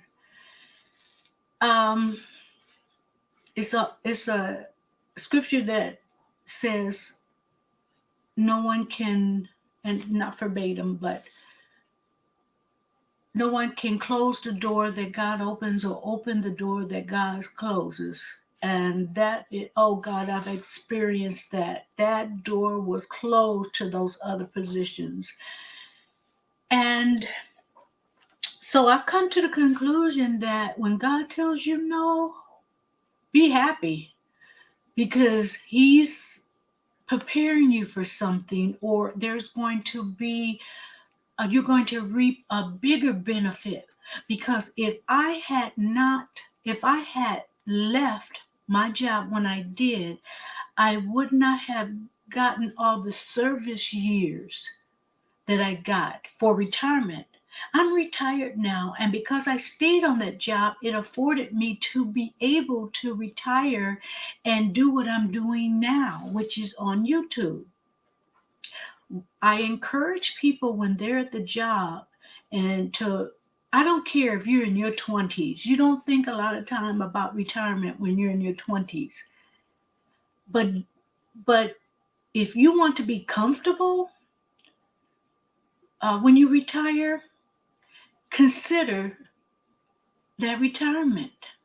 Now, sometimes, like the place I worked, it was mandatory that a retirement was taken out, no matter what age you were. You know, of course, you had to be in adult age, 18 and over, but they automatically took it out. But then open up a couple of other retirement accounts. Don't put all your eggs in one basket. Open up other retirement accounts. I opened up 3 more. So therefore, when you retire, you can do what you want, travel, sit home, find employment. Because while I've been retired, I knew it was something more that I was supposed to do. So I would get hired at jobs. And I would tell them, call them back. I'm sorry, I won't be able to take the position, because I thought about it. I don't want to do that. I even worked at a casino, a very large casino not too far from here. And I didn't mind the job. My manager was cool. She was very cool. But they were giving me too many hours. And I wasn't making the money, of course, that at the casino that I was working from the job I left. And I said, well, shoot, if I'm gonna work as harder than I was at my other job, I might as well, have not retired. I mean, I was working 10 to 12 hours a day sometimes. And all I wanted was a little old job that, 3, 4 hours a day, 6 at the most. And I'm good. I'm good. It was just I just wanted to be, I just wanted to have contribute something. I just didn't want to just stay home. I just didn't want to just, you can do so much traveling, and then, you got to go home sometimes. So I figured, okay, I'll work another, couple of years, maybe, depending or whatever. I could not do it. I could not do it. I could not work at that job with all those hours. And then sometimes, like it took me about 40, 45 minutes to get to work at the casino. And so if I got off at 10 or 11, and then by law, well, the labor law says you have to have like 8 hours between the last shift and the beginning shift. 8 hours it has to be at least 8 hours. Well, by the time I get home, yeah, it would be 8 hours, but when you get home, you don't instantly fall asleep. There's that downtime. So sometimes I only got 3 hours, 4 hours of sleep, if that. One time in particular, I got off at 10. I had to be in at 8 because we were having training. For some reason, I could not wind down. I couldn't go to sleep. I got no sleep, and so I laid there. I tried to do everything I could to go to sleep. I could not go to sleep.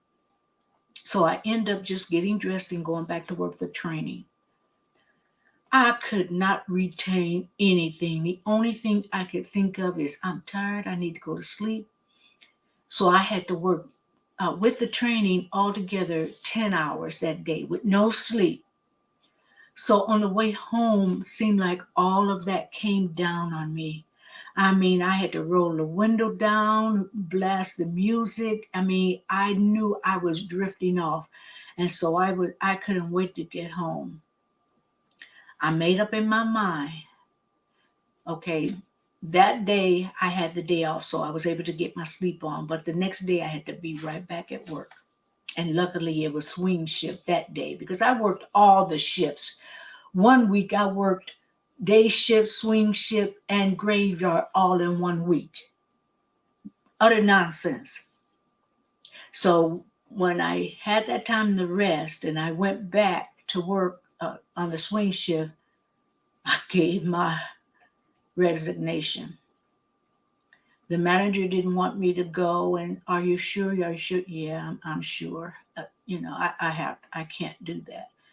I mean, and I'm not a spring chicken anymore. I might be early fall, but I'm not a spring chicken, so I can't be working all those hours, not getting any sleep, and then function. Like I used to be able to do back in the day. Back in the day, I could go out and get home at 3 in the morning and be to work at 7 or 8. So I could do that then, not no more. And I don't even want to do it anymore. So my thing is, God was telling me no on leaving and going to another before I retired. Now I realize why. The service years, like I said before, the service years enabled me to get that pension and the other um, pensions that I owe, retirement plans that I opened, that and the other, all of it together enables me to do what I'm doing. If I would have left, I wouldn't have all those service years. So I endured on that job based on me knowing that God was saying no, but there's a good reason because He wants the best for us. He wants far better than we can imagine for us. His no's are preparing you for that big blessing. And some of us want, that gratification period. We want that self gratification right now instead of just being patient and waiting through and getting the bigger prize, which I got. Like I said, now I'm on YouTube and I'm able to do something I enjoyed. And the thing about it, I would talk to God and tell Him, I want to work for myself. I want to work at home basically. Even if it wasn't for myself, I want to work at home. And look, that's what I'm doing now. I, get up and do what I need to do, like I'm going to my job and just go right around the corner from my bedroom into my guest room and take these videos. So He answered my prayer. But He made me stay. Well, He didn't make me because we have free will, but He closed those doors. And I think if I had pursued it, I don't know what would have happened. I know I wouldn't have enough service years to retire or retire comfortably. So,